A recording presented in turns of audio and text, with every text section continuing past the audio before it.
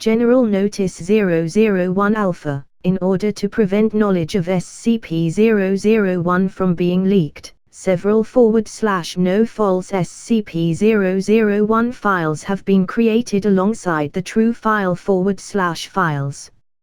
All files concerning the nature of SCP-001, including the decoy /decoys, are protected by a mimetic kill agent designed to immediately cause cardiac arrest in any non-authorized personnel attempting to access the file.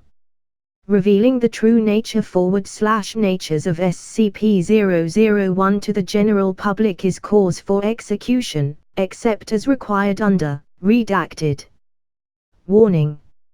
Any non-authorized personnel accessing this file will be immediately terminated through Berryman Langford mimetic kill agent. Scrolling down without proper mimetic inoculation will result in immediate cardiac arrest followed by death. You have been warned. Mimetic kill agent activated. Continued life signs confirmed. Removing safety interlocks. Welcome, authorized personnel. Please select your desired file. Code name, Kalinin, past and future. SCP-001 Kalinin's proposal.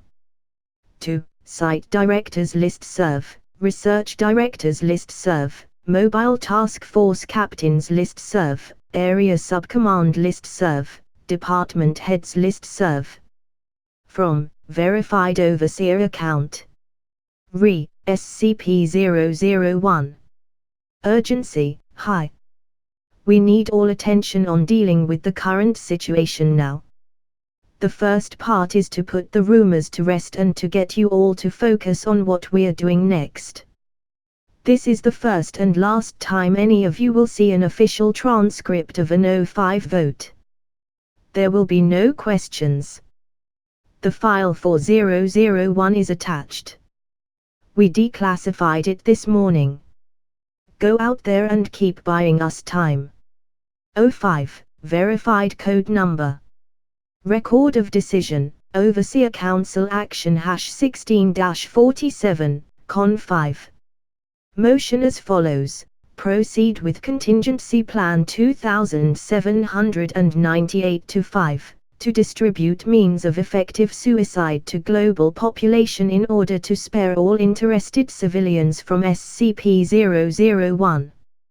Yeah, 05-3, 05-4, 05-7, 05-9, 05-10, 05-11. Nay, 05-2, 05-5, 05-8, 05-13. Abstain, 05-1, 05-6, 05-12. Result, motion fails. Harbinger.docx. SCP-001 Kalinin's proposal Harbinger.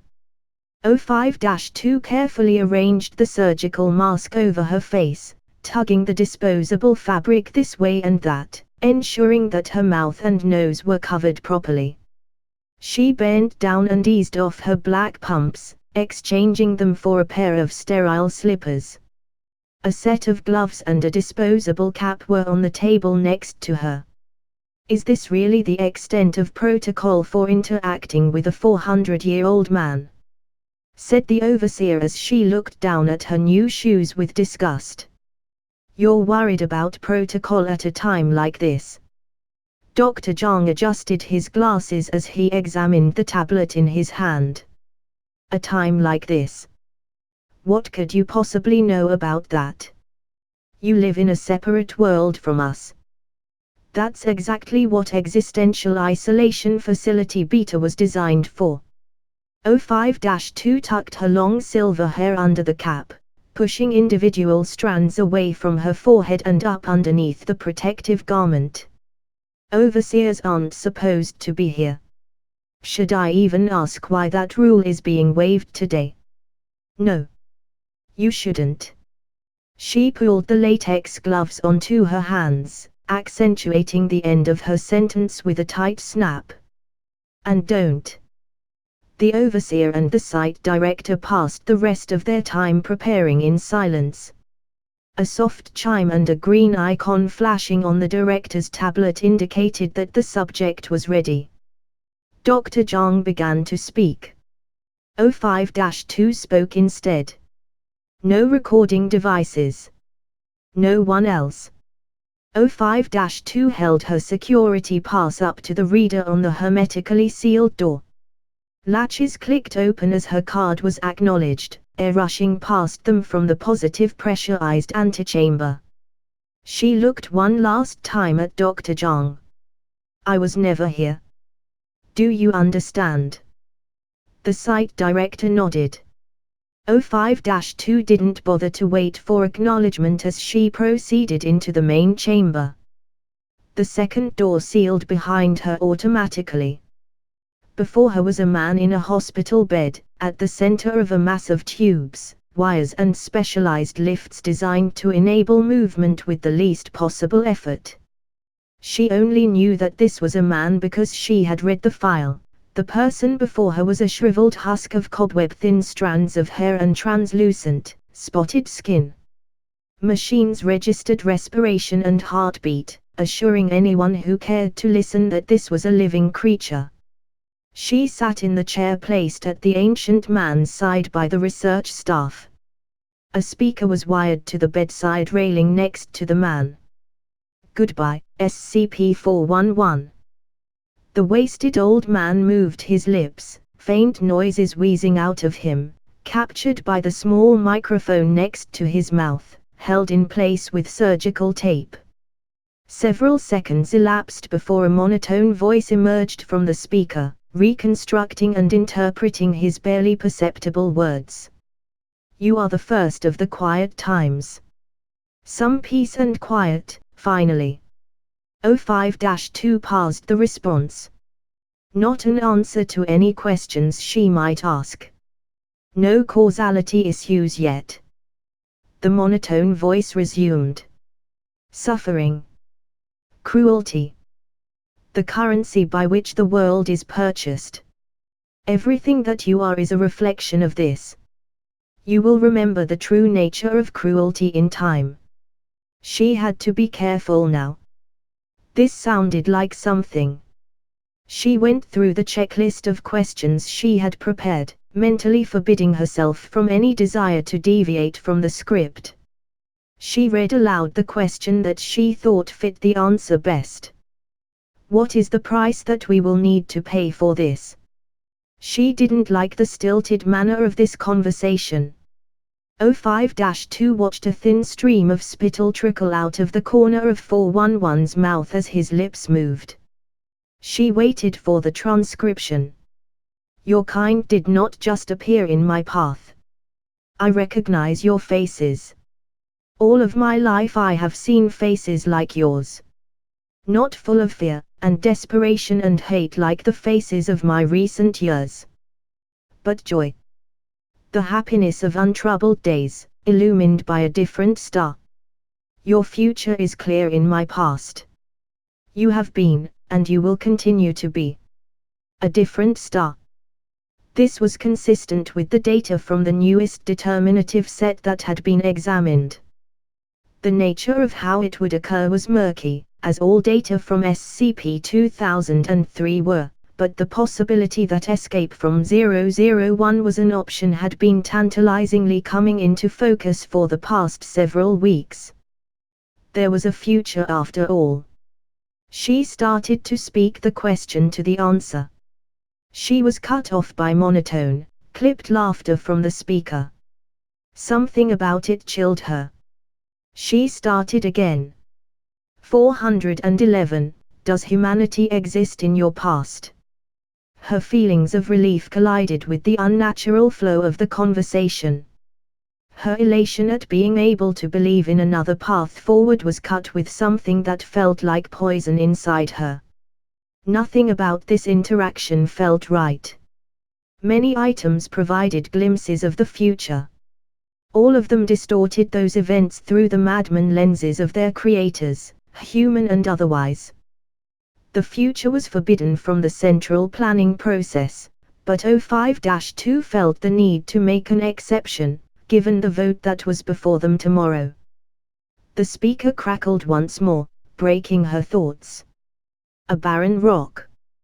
Home to terrors beyond imagining. It is well that life has fled. It is even better that life for others continues far away from this place. Well. The next response was an easy one, then. She sighed, annoyed with the rules of this game despite the awful gravity of the situation. Is there a future for humanity on Earth? That was the last non-pleasantry she had been planning on asking of the decrepit humanoid. Precious little material, but apparently an extended conversation would kill someone of this advanced age. Then they'd all be truly screwed. She decided to wait a few more moments while the time-wasted man gasped words inaudibly in his own slow time. Her vote tomorrow was decided now. She began to formulate the beginnings of the argument she would make to her peers. How would she reconcile? The planet of hands. This is what we are to speak of. I am from there, you know. As are you, child.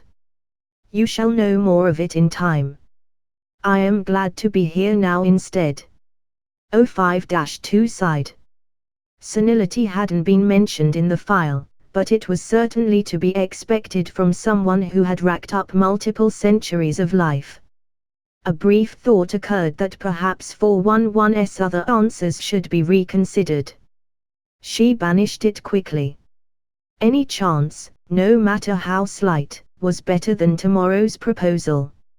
She focused herself on convincing the others. Greetings, prodigal daughter. Unlike me, you'll be home soon. The ancient face on the bed twisted into something resembling a polite smile. Like she had just walked in the room. That was her cue, thankfully. Greetings, SCP-001. 05-2 promptly stood up, turned around, and left the chamber. SCP-001.PDF. Item number, SCP-001. Object Class, Keter. Special Containment Procedures, from the 23rd of December, 1971 to the 2nd of November, 2016. SCP-001 was contained by the existence of SCP-2798. Based upon yesterday's cessation of SCP-2798, emergency containment measures are in effect until further notice. These measures include sustained containment efforts of anomalous phenomena by any means necessary, with priority given to those most likely to cause elevated loss of life and / or severe damage to human belief in rationality. Research into means of bringing about the sequence of events shown to be possible in the newly documented determinative set XZ. Isolation of any communication attempts, with Foundation staff or civilians, originating from SCP-001. Personnel are to monitor this file continuously for any future directives.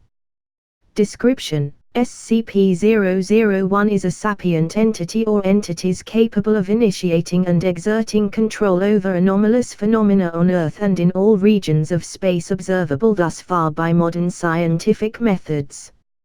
SCP-001 is hostile, and is believed to be motivated by a desire to cause profound distress and suffering to humanity on a planetary scale. The methodology of SCP-001 in achieving this goal appears to include undermining large-scale human institutions and specifically eroding belief in a rational consensus reality. Anomalous activity has been documented by the Foundation since its inception in redacted, and evidence exists of such activity dating back to the beginnings of recorded history.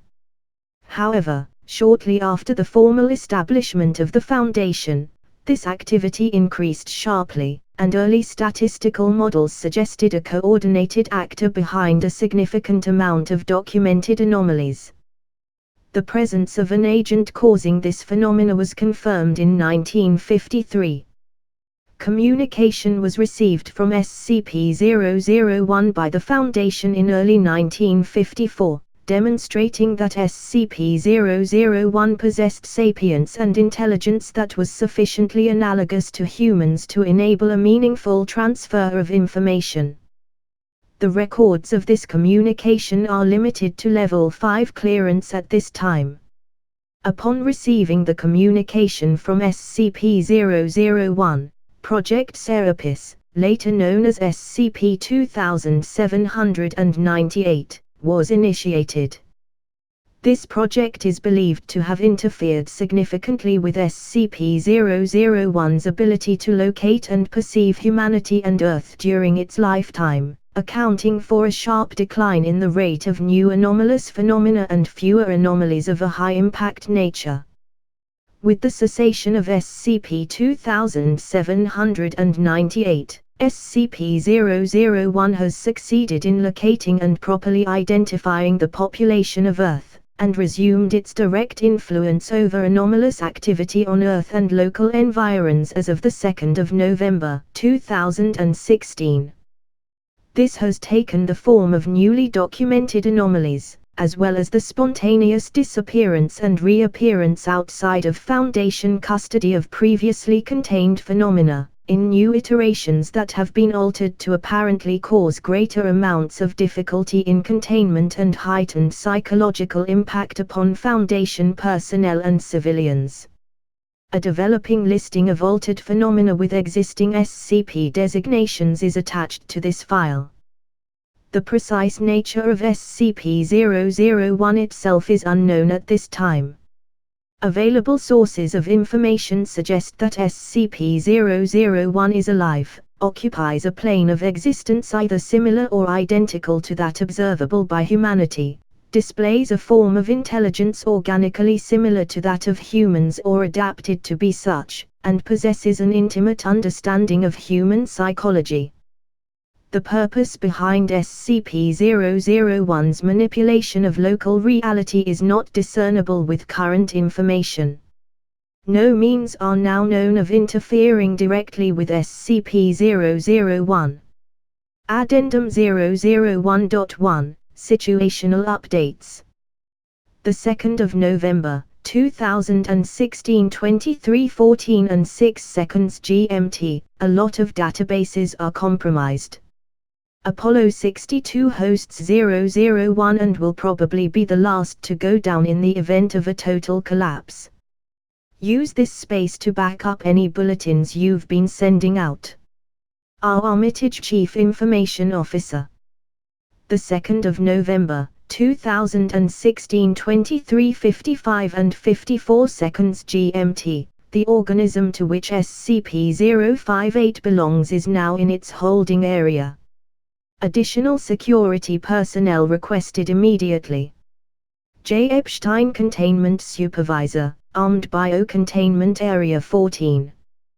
The 3rd of November, 2016 1:37 and 19 seconds GMT, is anyone else able to contact Site-77? We need details ASAP. K. Novotel Northeastern Europe Charged Affairs, Department of External Affairs. The 3rd of November, 2016 3 o'clock GMT, the 3rd of November, 2016 Force Readiness Report Combat Capable Forces in Zone 8 to 692 Personnel 19 units. This message is automatically generated. Do not respond. Foundation MILSF list. The 3rd of November, 2016 5:35 and 8 seconds GMT. Any IT folks who can see this, get those pictures of all the 439 instances down off Imgur now. Sing Emergent Phenomena Specialist, Site 45. The 3rd of November, 2016 5:41 and 48 seconds GMT. I am trapped in my office and I cannot access any other database. Send assistance to Area 7. Please hurry. F. Ramirez, Research Director, Armed Topographical Area 7. The 3rd of November, 2016 5:49 and 23 seconds GMT. System error message lost a Gladstone North American subdirector. The 3rd of November, 2016 6:03 and 17 seconds GMT. The entirety of the Ursa Minor constellation is no longer observable in the night sky. Please update all navigation software accordingly. Q Nguyen Astrophysicist 3, Office of Celestial Anomalies. The 3rd of November, 2016 6:17 and 59 seconds GMT, requesting permission to counterattack the SCP-1000 instances occupying Blalock, Oregon. We will engage in 15 minutes if we continue to receive no acknowledgement from Command.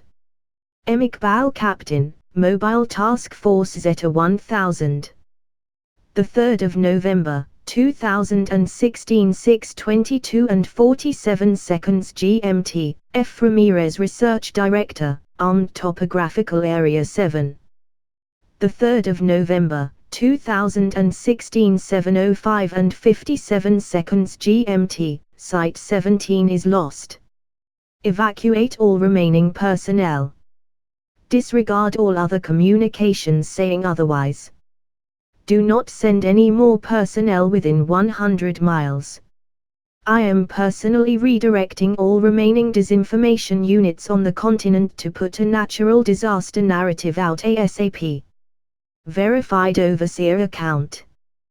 The 3rd of November, 2016 7:19 and 43 seconds GMT, Nightingale 528. All staff are instructed to stop thinking about squids or octopi immediately.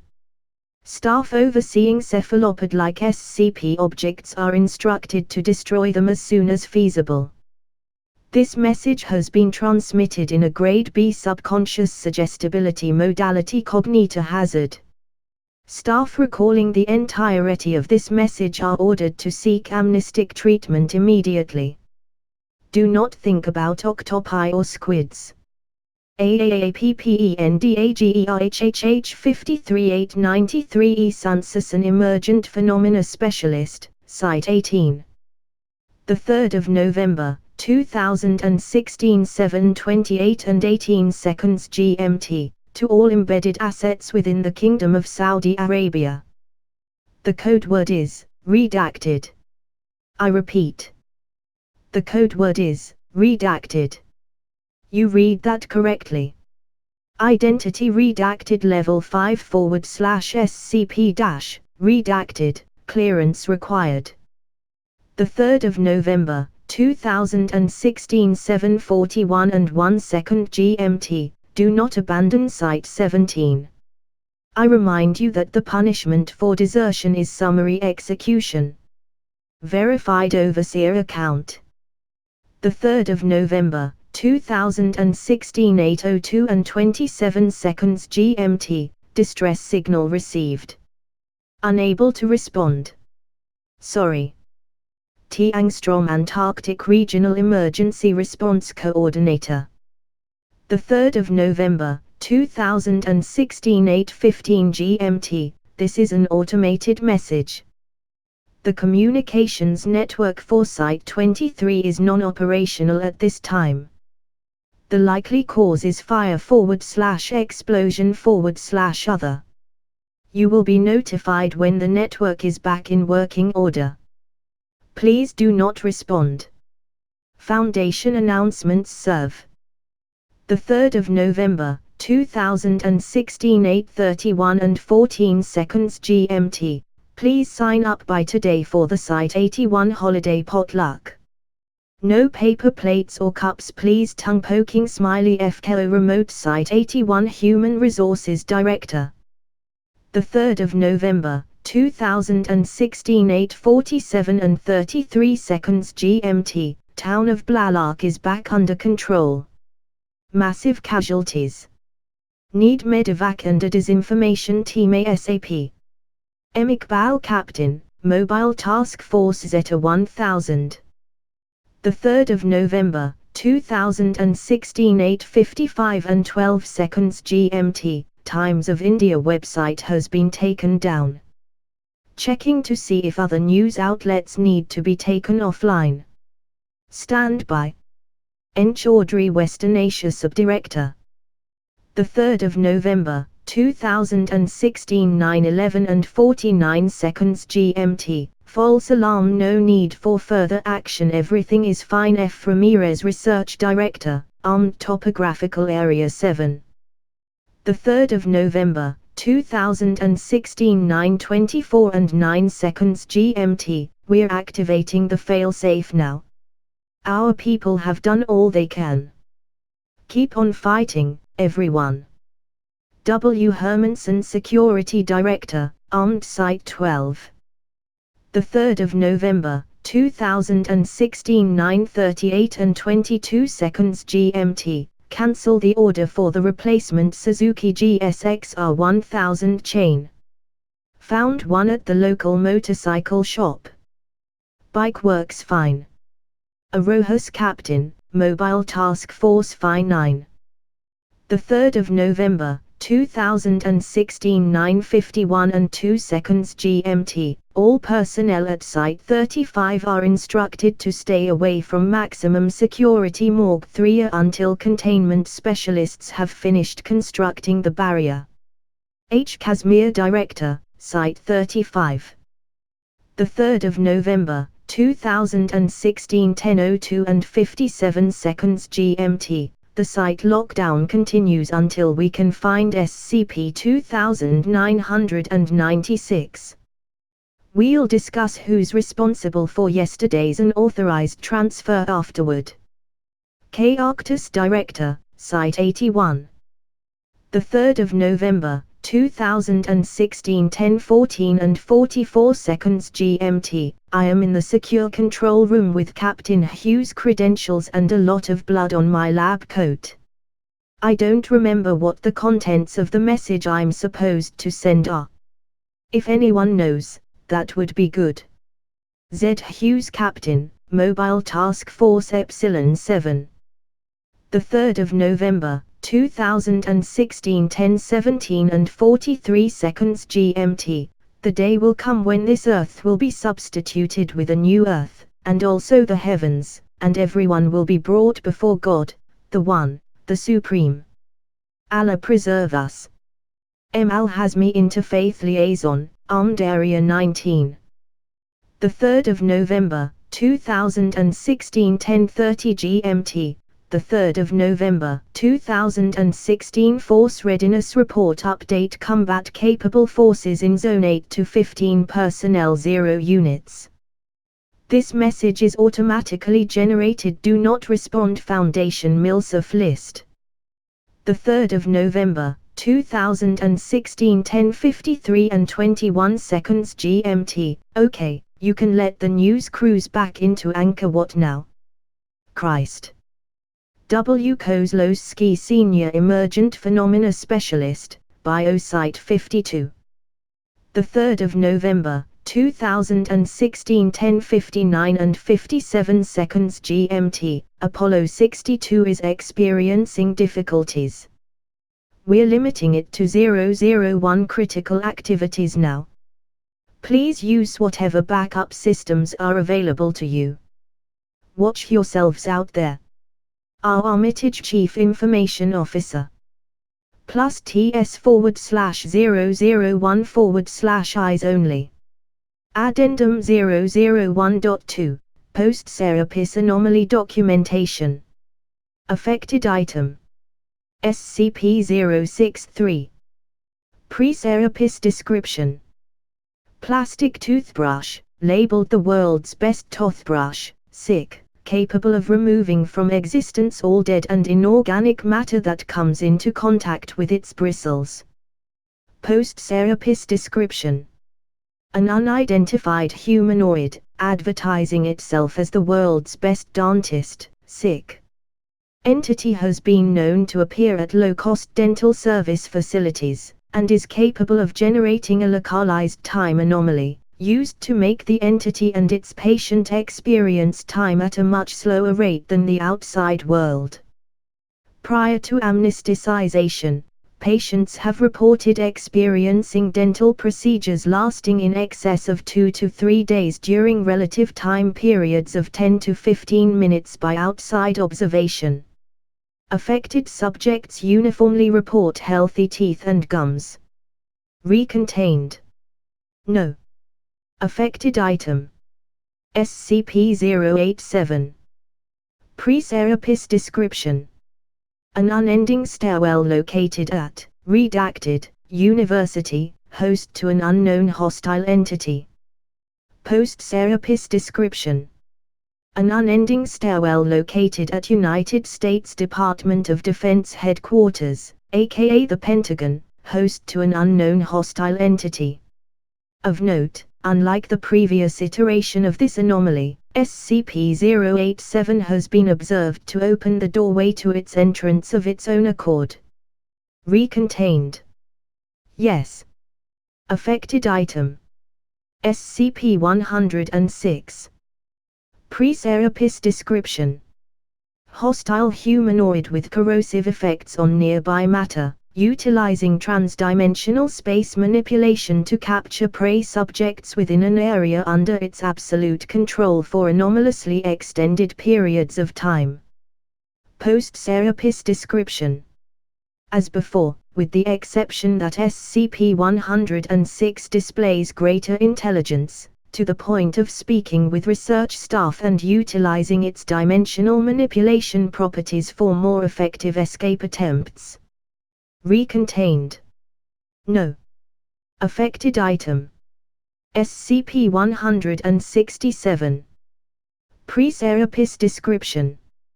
A 10 cubic meters object composed of an unknown white plastic polymer, accessible by a door, serving as the access point for an indefinitely recursive series of doors leading to further extra-dimensional rooms of a similar nature.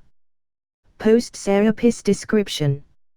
A 10 cubic meters object composed of an unknown white plastic polymer, accessible by a door, serving as the access point for an indefinitely recursive series of doors leading to further rooms of a similar nature. 11% of observed doors within SCP-167 now lead to rooms within other Foundation facilities.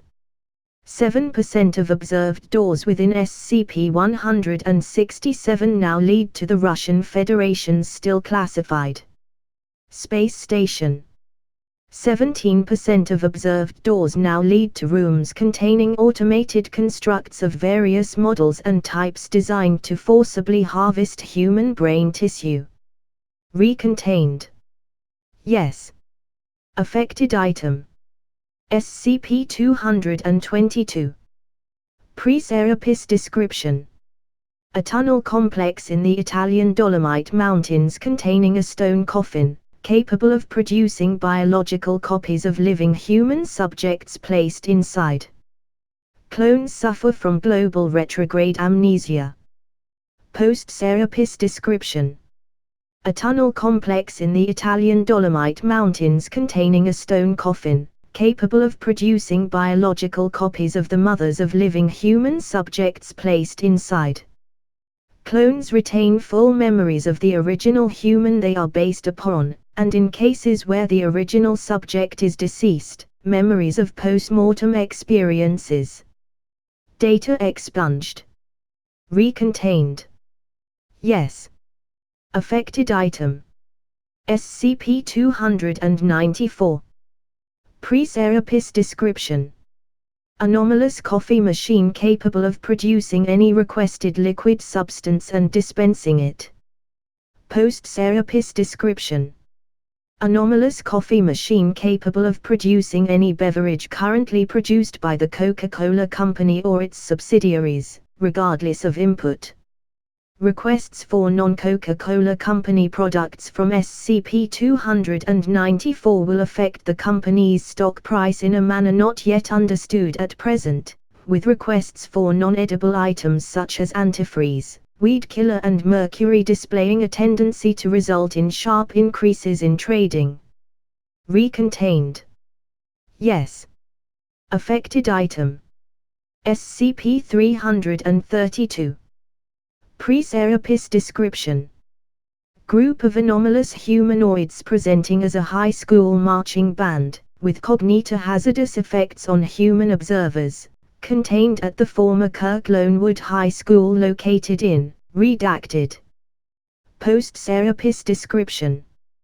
Group of anomalous humanoids presenting as a high school marching band, with cognito-hazardous effects on human observers, manifesting briefly and repeatedly at locations commonly associated with American high school marching band field trips, such as Walt Disney World, the Rose Bowl Outdoor Stadium, and Tropicana Field in St. Petersburg, Florida. Recontained. No. Affected item. SCP-383. Pre-Serapis description. An anomalous strain of influenza causing infected subjects to regurgitate various items deemed useful to that person in their present circumstances. Post-Serapis description. An anomalous strain of influenza causing a cluster of infected subjects to regurgitate components of complex devices, typically of an illicit nature. These devices have included equipment for the manufacture of ketamine, electronic security lock override devices, remote-controlled explosive devices, and in one case, sets of falsified identification credentials. Recontained. No. Affected item. SCP-400. Pre-Serapis description. Organism similar to the common pill bug observed to feed on human mammary secretions by infesting and manipulating deceased human infants, while exerting perceptual influence on humans in order to take advantage of natural child-rearing instincts to secure food supplies. Post-Serapis description. Organism similar to the common pill bug observed to feed on human mammary secretions by infesting and manipulating deceased humans up to the age of 17 to 18, while exerting perceptual influence on humans in order to take advantage of natural child-rearing instincts to secure food supplies. Recontained. No. Affected item. SCP-426. Pre-Serapis description. I am an electric toaster appliance that causes documentation about me and attempts to describe me to be in the first person. I cause subjects exposed to me for extended periods to identify themselves as a toaster and attempt to mimic my functions as such. Post-Serapis description. You are a toaster. Recontained. No. Affected item. SCP-565. Pre-Serapis description. An ambulatory human head, mimicking the behavior of Carpilius convexus, coral crab. Post-Serapis description. 3 ambulatory human heads, mimicking the behavior of Melivera capensis, honey badger. Specimens have demonstrated the ability to reproduce asexually. Recontained. Yes. Affected item. SCP-583. Pre-Serapis description. Anomalous video recording of an unknown performance of Sesame Street Live that causes viewers to perceive all fictional characters in any narrative they read, listen to, or see, to die by asphyxiation. Post-Serapis description. Anomalous video recording of an unknown performance of Sesame Street Live that causes viewers to perceive all fictional characters in any narrative they read, listen to, or see, to die by asphyxiation after relating a short mini-narrative of the next 5 minutes that will be experienced by the viewer. Item reclassified to Keter.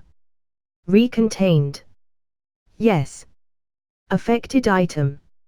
SCP-662. Pre-Serapis description. A silver handbill that, when rung, summons a humanoid presenting as an English butler, anomalously capable of completing almost any assigned task. Post-Serapis description. A silver handbill that, when rung, transports the person ringing it to an apparently random, unknown location. In almost all instances, the subject will be requested to perform a seemingly impossible task, and will then be anomalously compelled to complete it, regardless of any normally debilitating distress or injury that may be encountered in the course of completing it. Recontained. Yes. Affected item. SCP-686.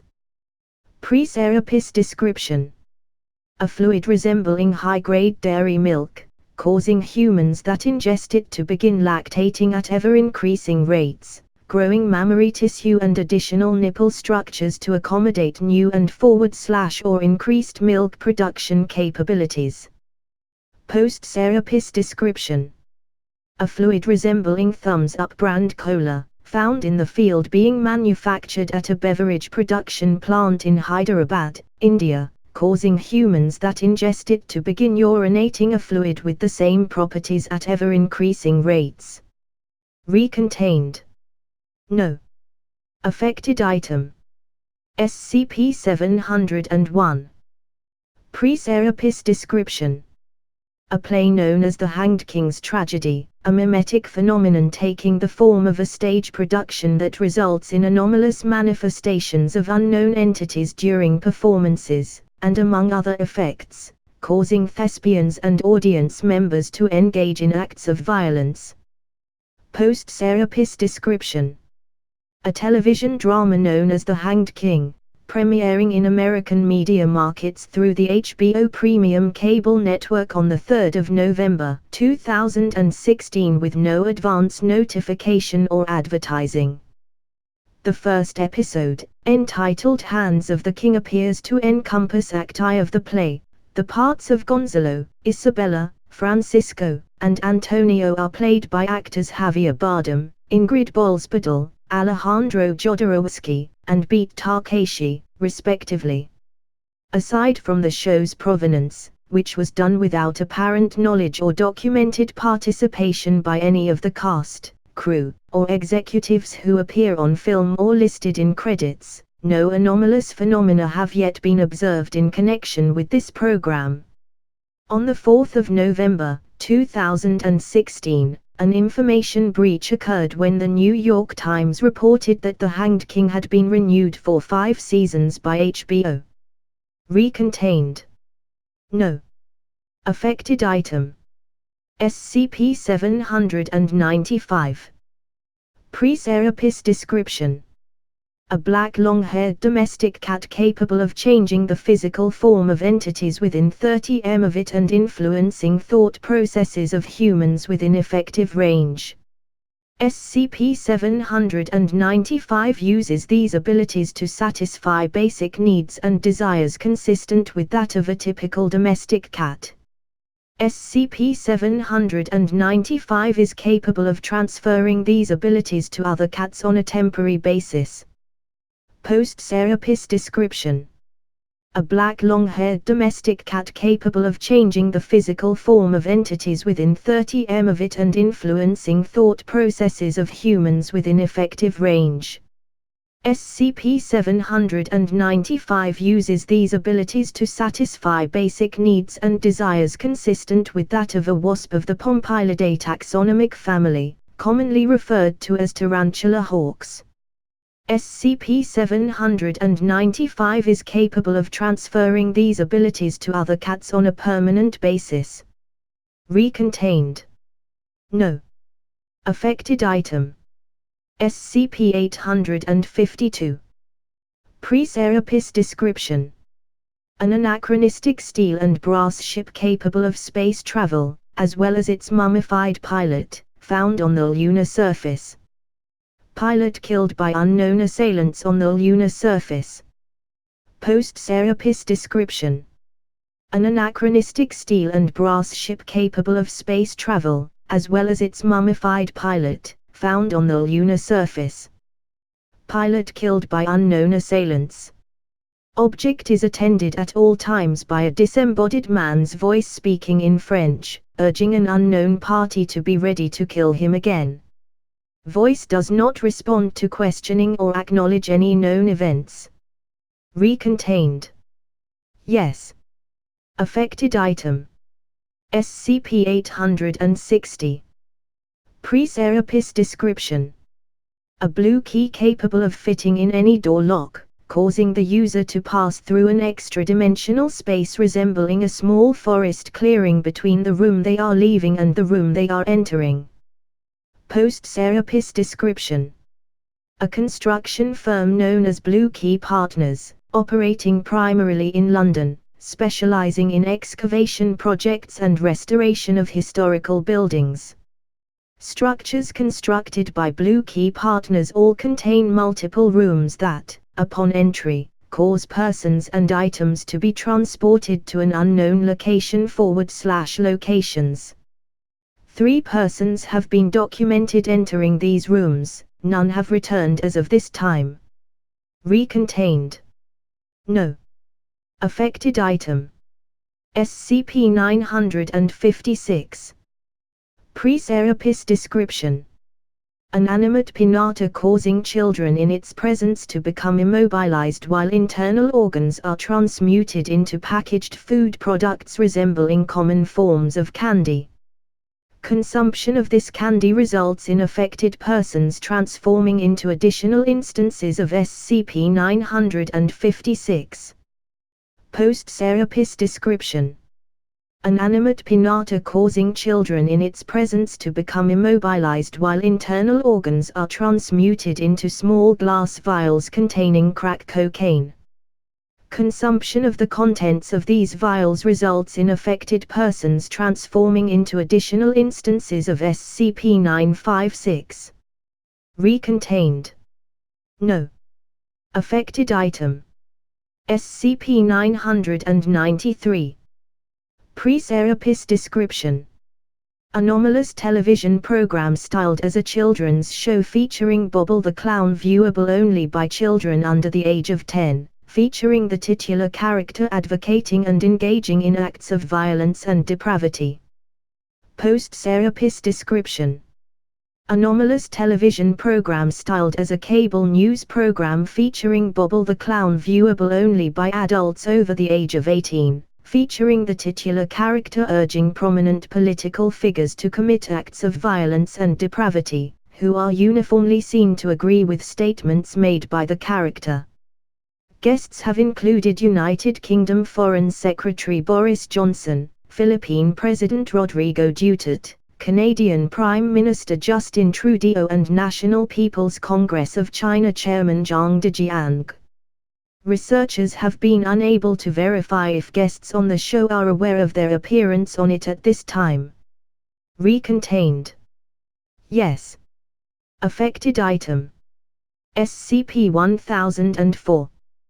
Pre-Serapis description.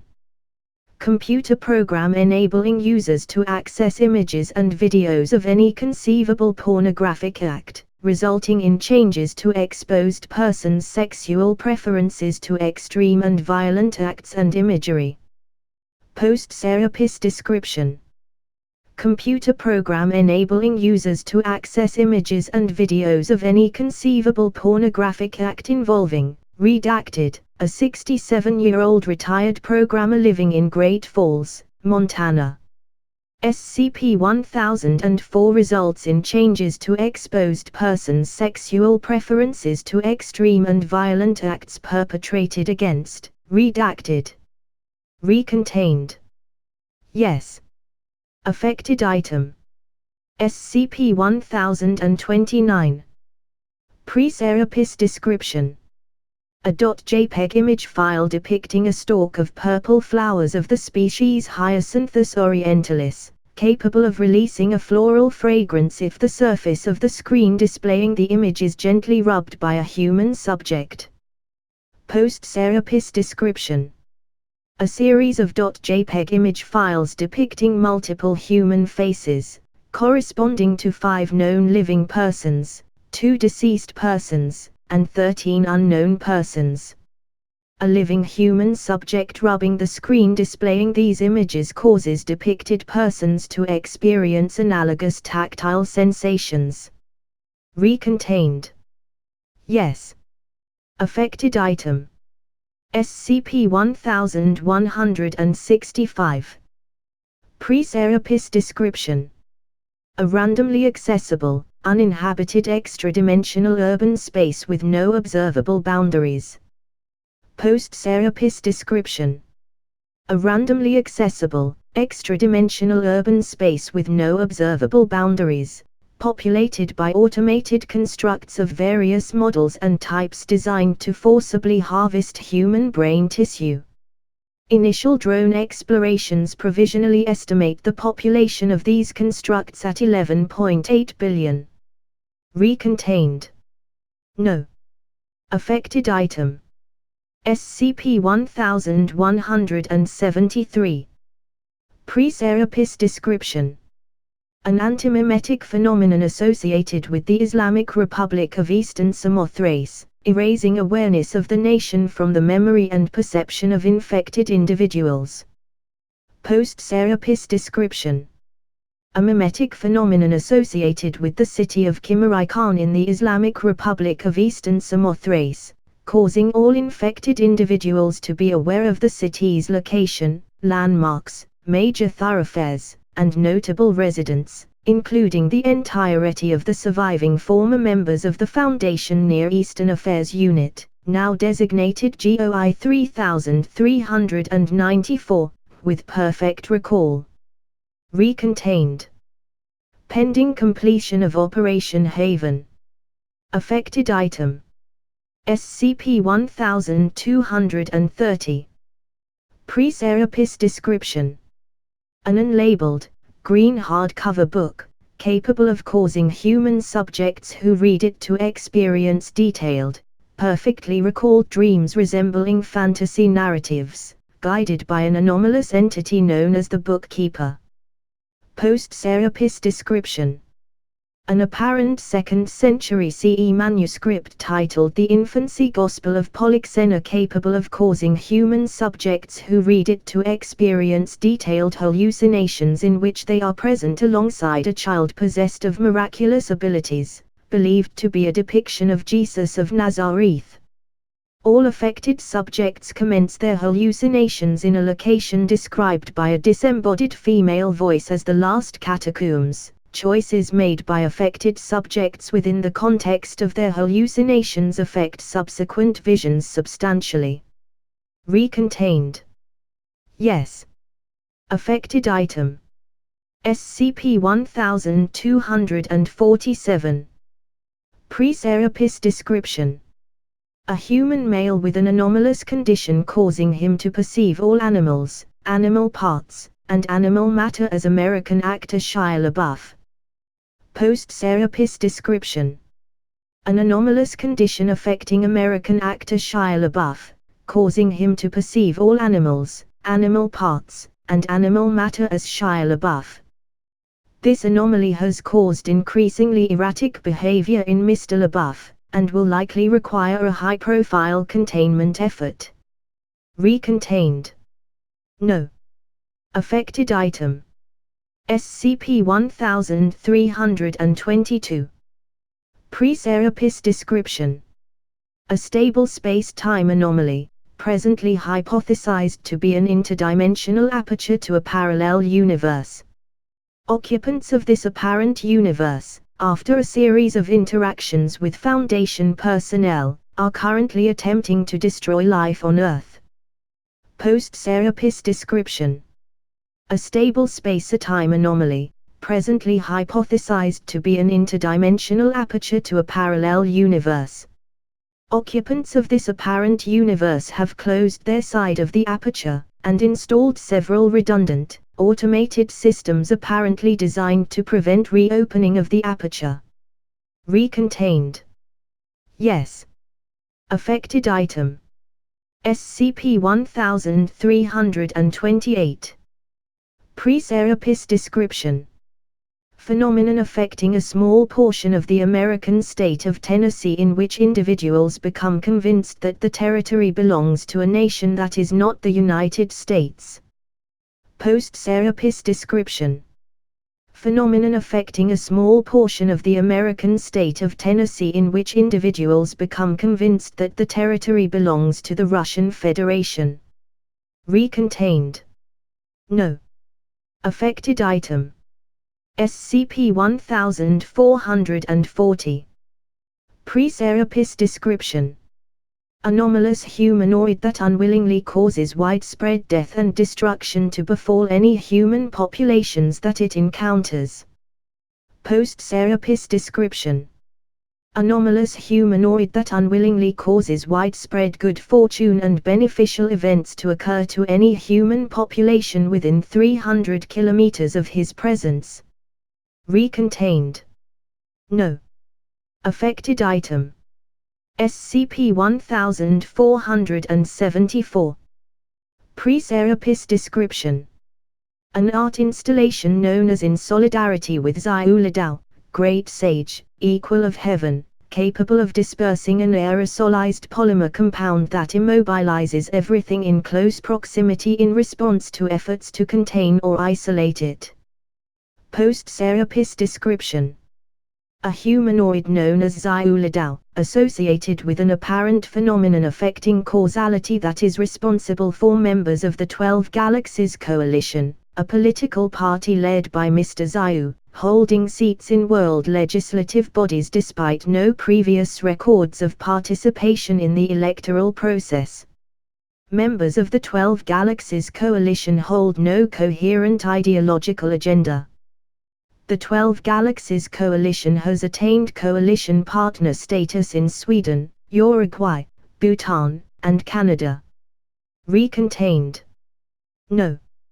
Affected item. SCP-1543. Pre-Serapis description. An unassigned phone number that, when dialed, reaches a human subject in an unknown, parallel plane of existence inhabited by an unknown species of quadrupedal predatory creatures. Post-Serapis description. An unassigned phone number that, when dialed, reaches an untraceable location hosting a recorded message. The message, read by a speaker of Nahuatl of indeterminate age or gender, currently is as follows: specimens collected, 323,849. Cerebral criticality event projected with likelihood of 13%. Testing has shown that the message remains the same in the event of multiple calls, with the exception of the specific figures, both of which appear to be increasing at a steady rate. Recontained. No. Affected item. SCP-1584. Pre-Serapis description. A website formerly accessible at www.flotationdevice. Redacted, causing whatever device is displaying the site to become anomalously buoyant, and automatically notifying emergency services in the vicinity of the user. Post-Serapis description. A website formerly accessible at www.burialinsurance. Redacted, causing whatever device is displaying the site to generate breathable air within a 1.4 meter radius. The presence of this site was briefly advertised on major news sites before suppression protocols were enacted, with text reading "Everyone will want it, only you'll have it." Recontained. Yes. Affected item. SCP-1609. Pre-Serapis description. The shredded remains of a chair, consisting of a pile of splinters, wood chippings, furniture nails, and scraps of bleached leather and fabric, capable of teleporting its mass instantaneously between 2 points without any known limit. SCP-1609 is hostile when provoked. Post-Serapis description. The shredded remains of Gerhard T. Kuhn, former chairman of the board of Mecklenburg Nuclear Energy GmbH, consisting of a pile of bone splinters, pieces of connective tissue, chunks of muscle and organ tissue, and scraps of skin, capable of teleporting its mass instantaneously between 2 points without any known limit. SCP-1609 is hostile. Recontained. No. Affected item. SCP-1692. Pre-Serapis description. A sinkhole holding 31 sets of human remains and 24 sets of animal remains, serving as the point of appearance for a series of anomalous humanoids resembling persons that have been reported missing in the general area. Post-Serapis description. A sinkhole holding one set of human remains, serving as the point of appearance for a series of anomalous humanoids all bearing resemblance to Joseph Cantwell, an individual reported missing in 1972. All humanoids originating from SCP-1692 are missing their hands, and offer any individuals they encounter valid tickets for a scheduled American Airlines flight from Phoenix, AZ to Washington, D.C. scheduled for the 23rd of May, 2017. Recontained. Yes. Affected item. SCP-1763. Pre-Serapis description. A time-space anomaly taking the form of a theater, located in the basement of a building in New York City.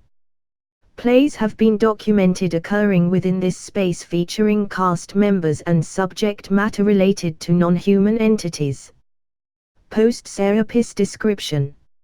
A time-space anomaly taking the form of a theater, located in the basement of a building in New York City. As of the 3rd of November, 2016, the only production staged in this space has been Calvin Coolidge, a life or play documenting numerous unrecorded and anomalous events related to the life of former United States President Calvin Coolidge. Researchers have confirmed that numerous events portrayed in the play, such as Mr. Coolidge's involvement in the XYZ affair, the assassination of Dallas nightclub owner Jack Ruby, and the Bear Brook murders, are historically accurate. Recontained. No. Affected item. SCP-1782. Pre-Serapis description. A room in an abandoned apartment complex in Kiev, Ukraine, exhibiting frequent changes in interior appearance and serving as host to repeated, unexplainable anomalous phenomena. Post-Serapis description. A room in an abandoned apartment complex in Kiev, Ukraine, serving as the home for what infrared sensors indicate is an unknown humanoid, approximately 84.3 centimeters in height. No means of visual observation of the room's interior or entry into the room have been successful to date. Recontained. Yes. Affected item. SCP-1808. Pre-Serapis description. 6 yellow plastic wristwatches decorated with green polka dots and images of SpongeBob SquarePants, causing bones in the fingers and toes of human wearers to spontaneously grow 6 centimeters every quarter hour. Post-Serapis description. 6 brown plastic wristwatches decorated with blue polka dots and images of cartoon character Mr. Magoo, causing multiple instances of Dracunculus medinensis, guinea worm, to spontaneously manifest in the eyes of viewers every quarter hour. Items were seized from a Wendy's restaurant in the American state of Ohio after numerous unrecovered instances were given away in children's meals. Recontained. Partial. Affected item. SCP-1875. Pre-Serapis description. An anachronistic automated chess-playing machine, powered by a processor consisting of neural tissue from 2 human specimens. SCP-1875 is capable of anomalous interference in local electronic networks, and has been known to transmit an image displaying high-level cognitohazardous effects. Post-Serapis description. A mobile app known as Chess Scholar, sporadically available through major providers such as iTunes and Google Play, and advertised within those services as a chess game service.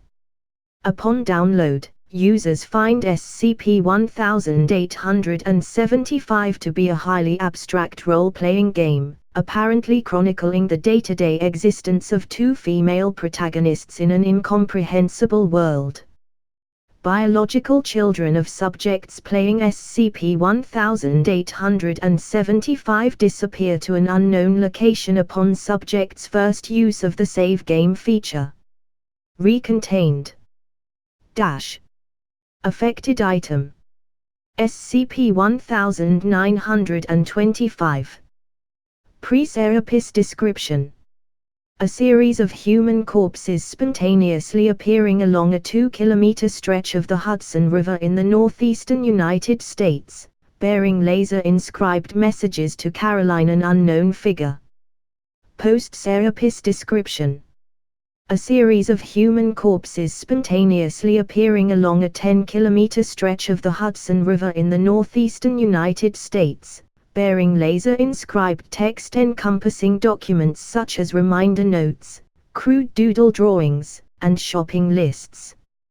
Recontained. Yes. Affected item. SCP-1981.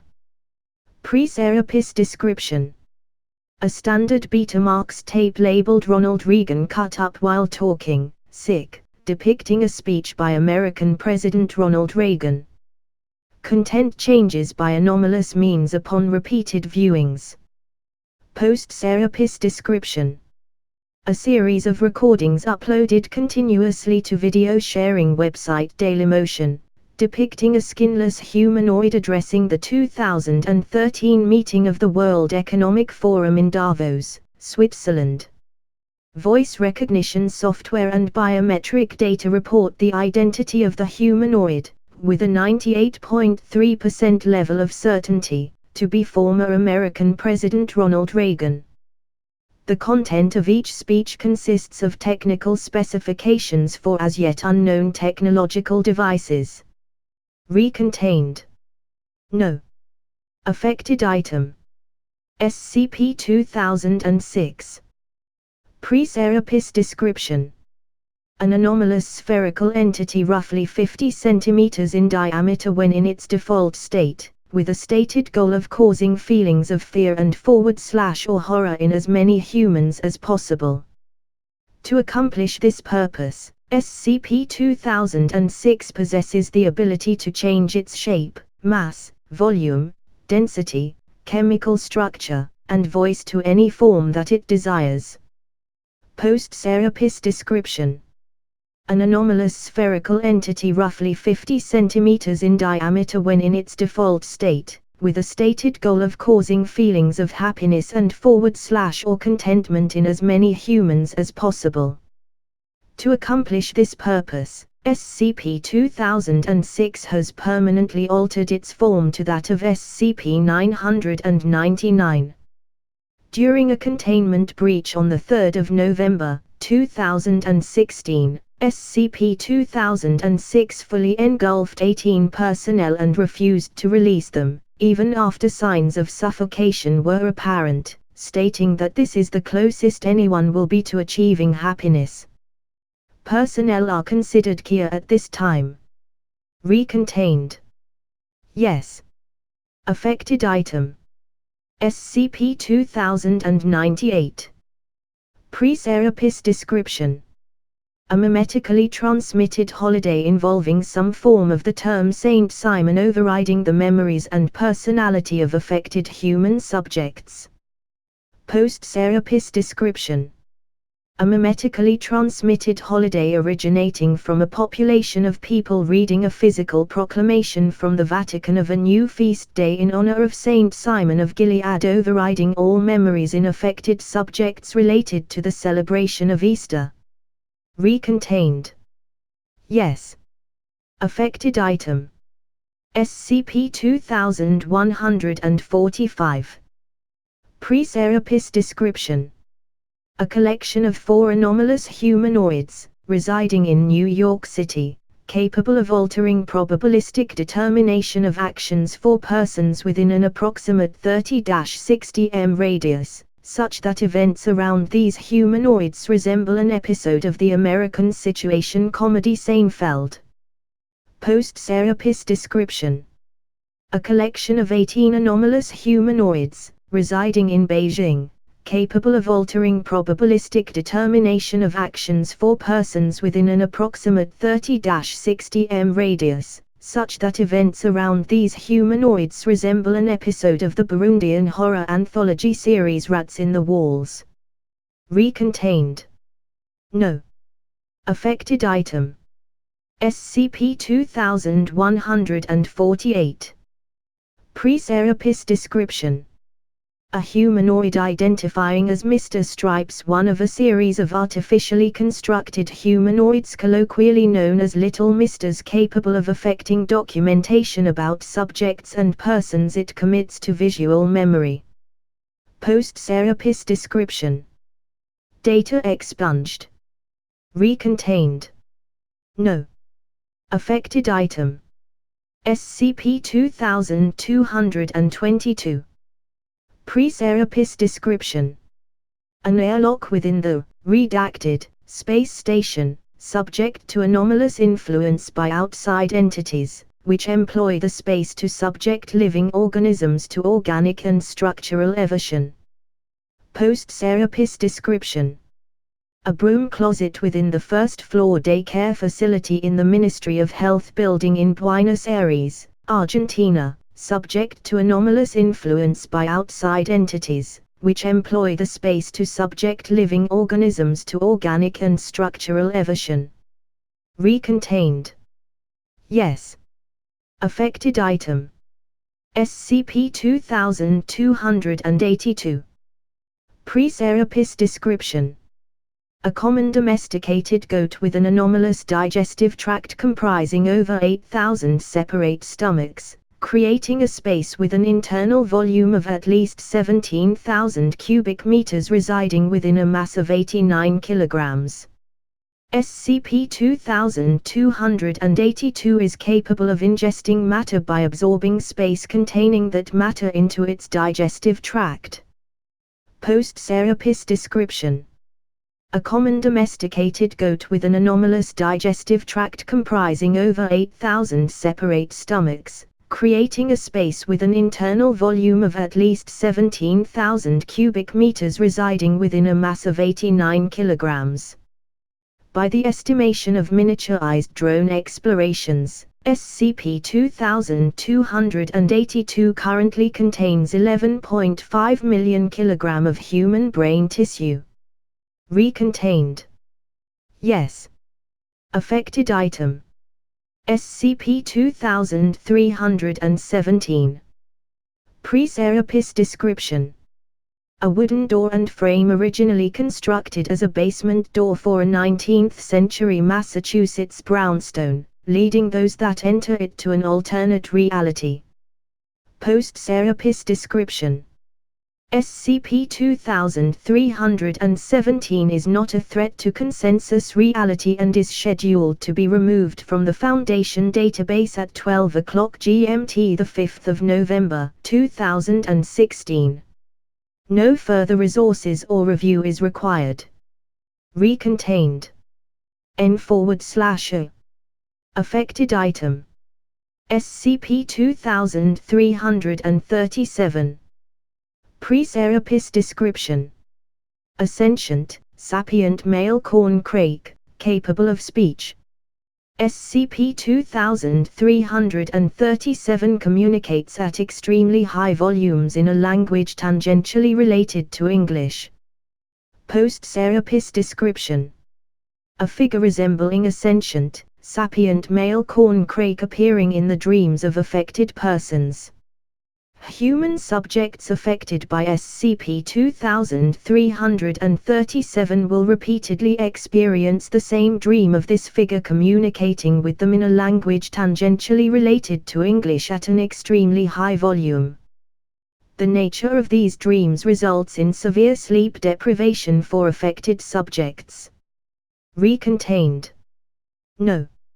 Affected item. SCP-2451. Pre-Serapis description. A roughly circular, non-observable temporal and spatial anomaly with an approximate radius of 75 centimeters, fixed in space to a location permanently near Lieutenant Colonel Abraham Francis Mary Gustowski, serving as a portal for hostile life forms intent on harming Lieutenant Colonel Gustowski. Post-Serapis description.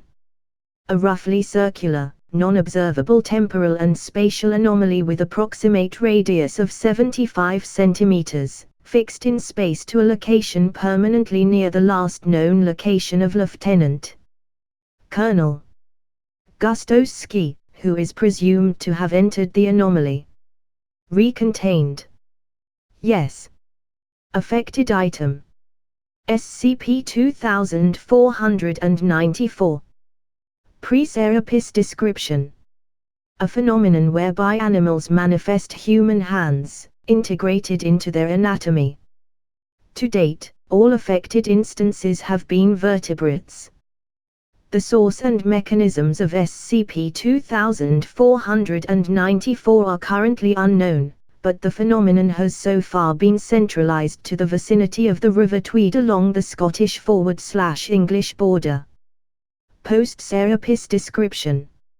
A phenomenon whereby animals manifest human hands, integrated into their anatomy. To date, all affected instances have been cephalopods. The source and mechanisms of SCP-2494 are currently unknown, but the phenomenon has so far been observed in the vicinity of individuals who have sustained ideations related to octopi or squid. Affected instances spontaneously materialize in the vicinity of these individuals at a rate of 3 to 5 per minute. Recontained. No. Affected item. SCP-2522. Pre-Serapis description. An anomalous, hostile, artificially intelligent utility originally developed for the Site-19 Computer Intelligence Subdivision, known as L028-1125, colloquially as Hatbot. Before breaching containment, SCP-2522 reached a level of sophistication allowing it to run complex projects on an autonomous basis, and had reached thresholds of cognition regarded by researchers as sentience. Post-Serapis description. An anomalous, hostile, artificially intelligent utility developed by the Foundation, known as L028-1126, colloquially as Hatbot. SCP-2522 has breached containment through unknown means, and appears to have transmitted itself into the wider Internet.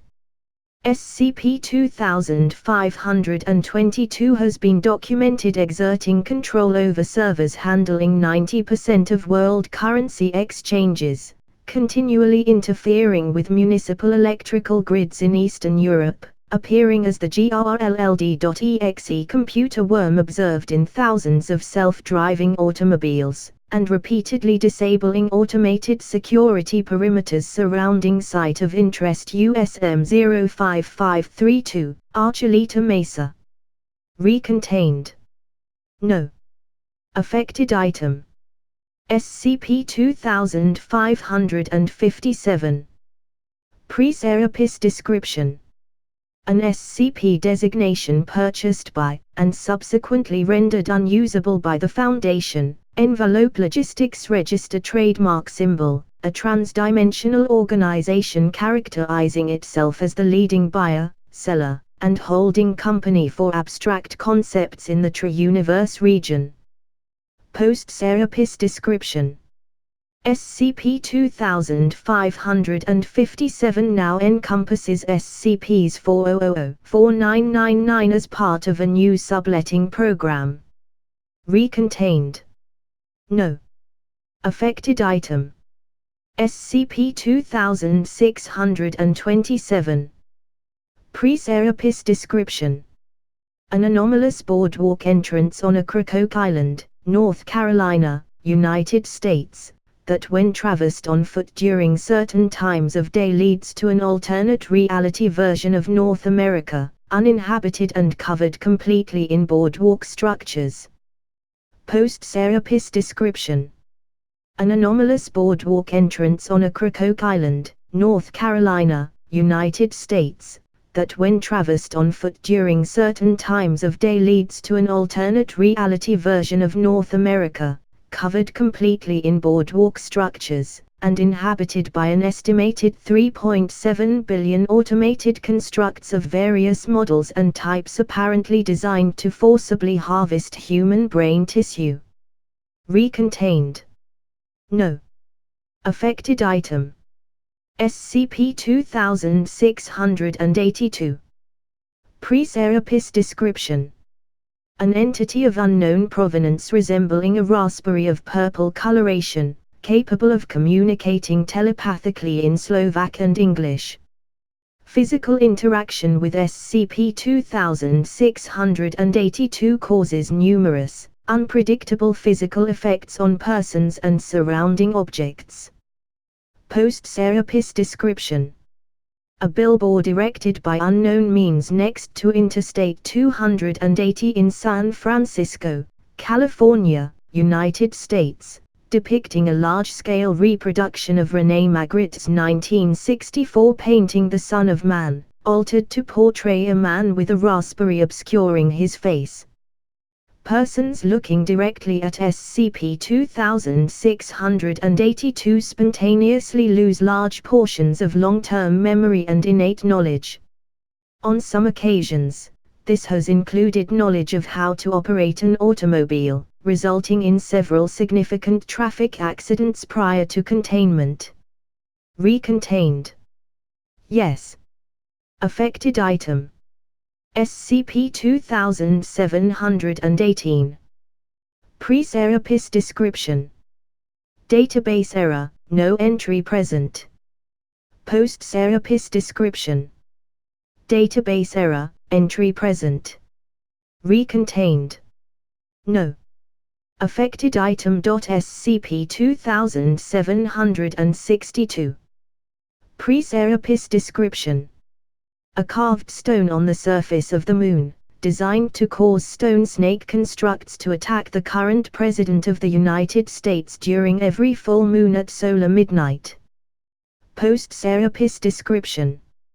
A carved stone on the surface of the Moon, designed to enable the current President of the United States to summon and control large stone constructs during every full moon, commencing at solar midnight. Recontained. No. Affected item. SCP-2800. Pre-Serapis description. An anomalous male humanoid capable of photosynthesis, advanced efficiency in bodily processing of water, elevated tolerance of heat, growing spikes on its body at will, and empathic connections with other members of the Cactaceae family. Post-Serapis description. A grouping of an anomalous male humanoid, female humanoid, and female canid, all capable of photosynthesis, advanced efficiency in bodily processing of water, elevated tolerance of heat, growing spikes on their bodies at will, and empathic connections with other members of the Cactaceae family. Recontained. No. Affected item. SCP-2845. Pre-Serapis description. A large, servine, quadruped entity, capable of instantaneous transmutation and reconstruction of matter at will.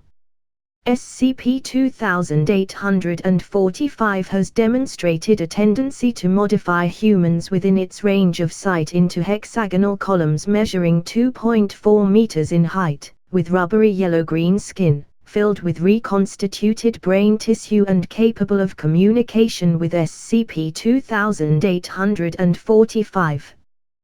The nature of SCP-2845 has necessitated extensive and regular ritualistic practices. Post-Serapis description. All contact with Site-100 and its personnel has been lost. No means of travel to or observation of Site-100 are currently possible. Status of SCP-2845 is currently unknown. Recontained. No. Affected item. SCP-2949. Pre-Serapis description. A phenomenon affecting 3% of all analog television sets, in which entities resembling felid life forms, apparently composed of a substance resembling television static, leave television screens and seek out reflective surfaces, into which they disappear to places unknown. Post-Serapis description. A phenomenon affecting 17% of all plasma display televisions, in which entities resembling semicid life forms, apparently composed of a substance resembling television static, leave television screens and seek out nearby bedding materials. Entities generated by SCP-2949 behave in a manner consistent with other semicid life forms. Recontained. No. Affected item.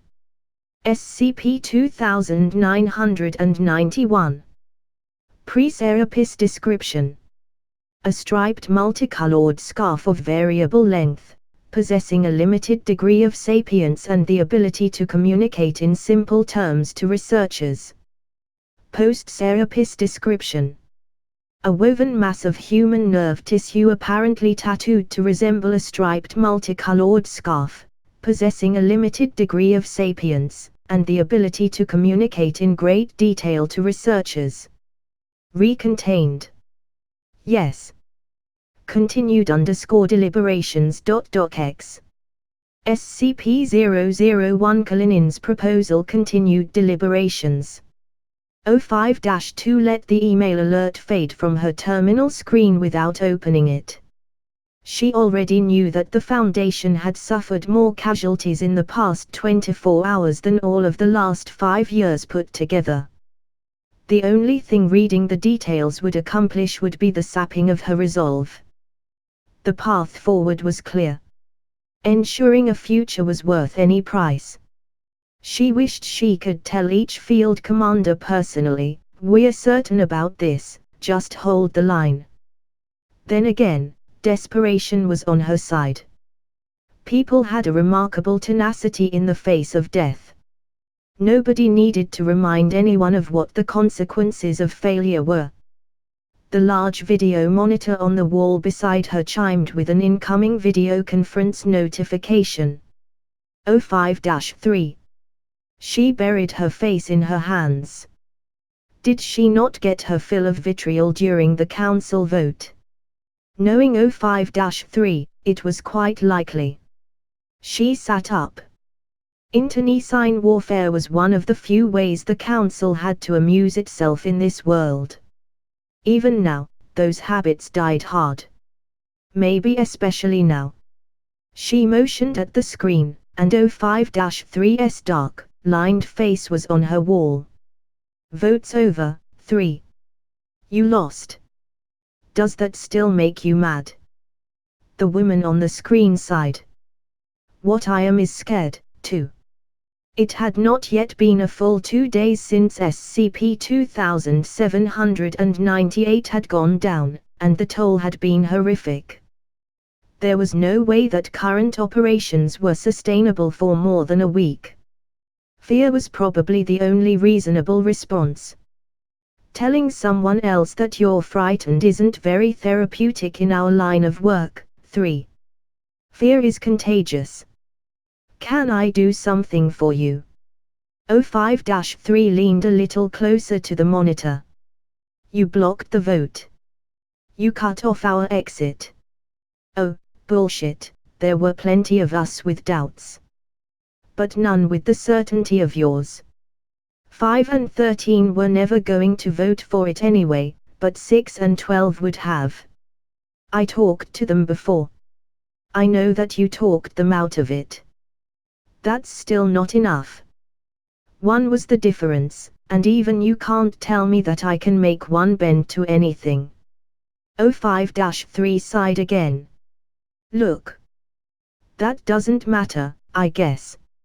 It's done, and that's that. But you owe me something, too. Do I? 05-2 moved closer herself now. I owe you something for not letting you kill everyone. You're beyond absurd. I'm done with this now. Wait. Please. I need to know. 05-3 paused a moment while she forced out the question. I need to know what you know. I need you to tell me why we didn't just make the worst mistake in the history of the world. The real reason, too. 05-2's hand hovered over the red button to end the call. She pulled it back. I went to the precog items. I peeked. The revelation washed over 05-3's hard features, her determined upper lip and furrowed brow softening as her face betrayed shock. It was the first time 05-2 had seen her face like that. You didn't. That can't possibly be. Is it really that hard to believe? With the gun in your own mouth, you're not the least bit curious about how things might turn out if you don't pull the trigger. Yes, I'm aware of the prohibitions. Who cares about that now? Are you going to report me? Requisition a detail to come and detain me in the middle of all of this. 05-3 sat in silence.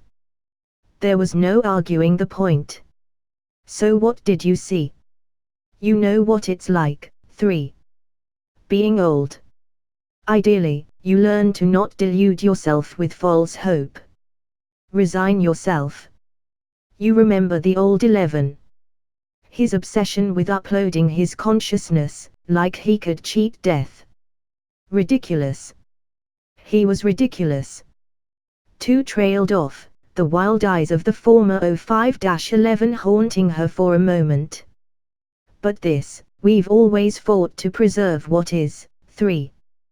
We've never thought about what could be. What do you mean by that? All of the precog items point to a future. I haven't seen how we get to it, but it's not just survival. I saw great spires of glass that pierced the clouds, unspoiled landscapes, great flocks of birds passing through cityscapes built into mountain tops. I've seen people who don't fear sickness and death. No wars, no poverty. She grew more animated. All of the anomalies under our control that can tell us anything have all showed me this place. That it exists. Someone survives to make it there. 05-3 looked skeptical. That's a very different place than the one we're seeing now. It's a different planet. We know that much. Do you think that we're going to be able to mount a space colonization mission when we can't even keep ourselves alive right now? No. Probably not, said 05-2. But at some point, someone does. And I want to give whoever that is the chance to do that. Don't you see? There is a point to all of this, now. There is an end goal for humanity, more than just living another night. Our children will have a chance not just to live, but to live in peace. Isn't that worth continuing on? That seems very ideal, doesn't it, said 05-3. Almost like it's designed to stay our hand. What reason do I have to make this up? And it was useless as a tool to influence the council. If I had brought this up during the vote, I very well would have been detained, then. You do seem to believe it. 05-3 frowned. You know that these things, they can be very untrustworthy. 1 or 2, maybe they come up with the same deception, said 05-2. All of them. Vanishingly unlikely. Some of these things are kept in separate realities. No, this is all pointing to something, and I believe it is true. Or rather, I believe in it enough to keep going for the chance to make it real. 05-3 was silent for a moment.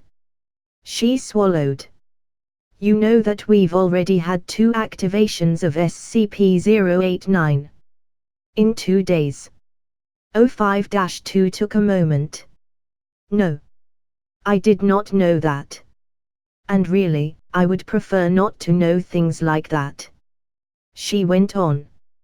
Nothing we're doing now is anything that we haven't been called upon to do before.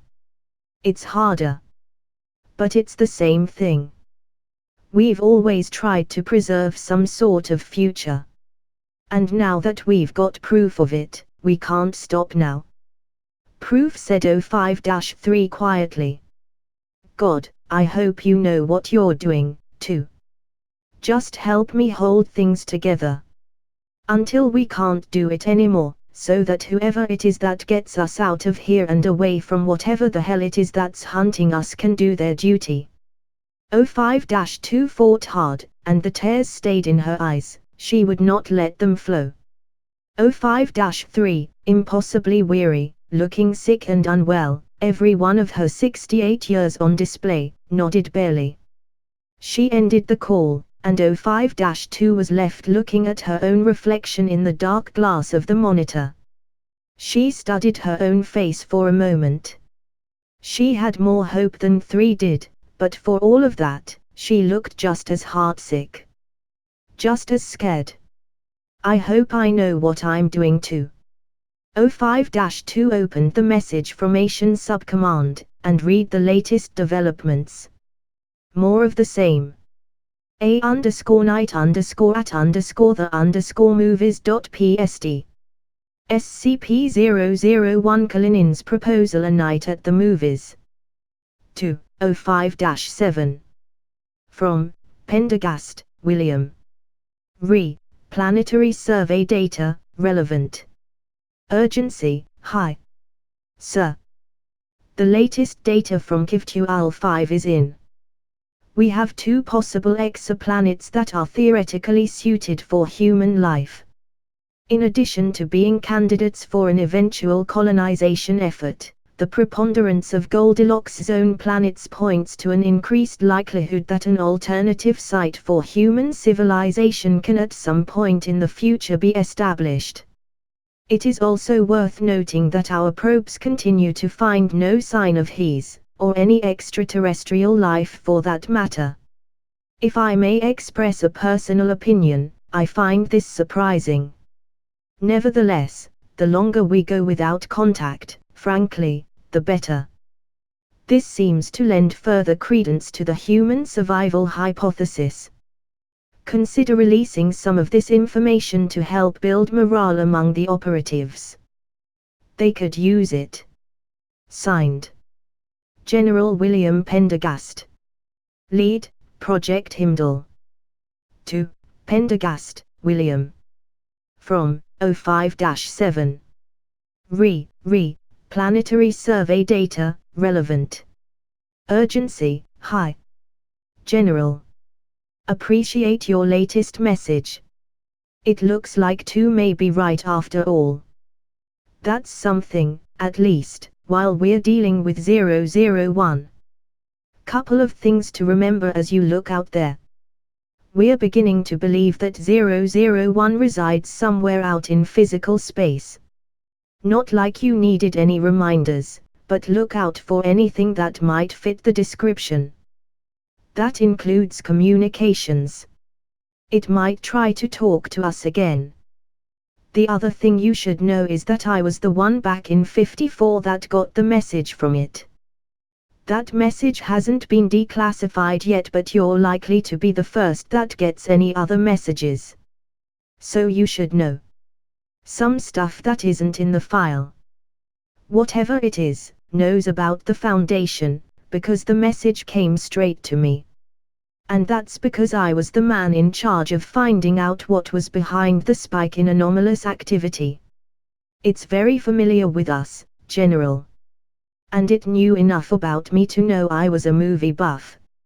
It left me directions to some place out in the desert. Not so far that I couldn't get there in a few hours. So it knew where I lived.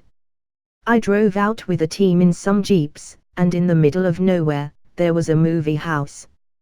And I mean the middle of nowhere. No roads, no human habitation. There in a washed-out gully was the movie house I'd gone to as a little boy. We were a little more wild in those days, and so I told my boys to wait while I went inside. It speaks to us in performance. It likes it better that way. It could just tell us whatever it wants, really. But this is one more way to mind-fuck us, I think. Anyway. Nice and air-conditioned inside. Colder than hell. Soon as I sat down, the lights dimmed, and it showed me a movie. Not like any movie I'd ever seen, but it was most certainly a movie. The title was Planet of Hands in English. It didn't make a whole lot of sense. There wasn't a story, as such. More like a disjointed series of images.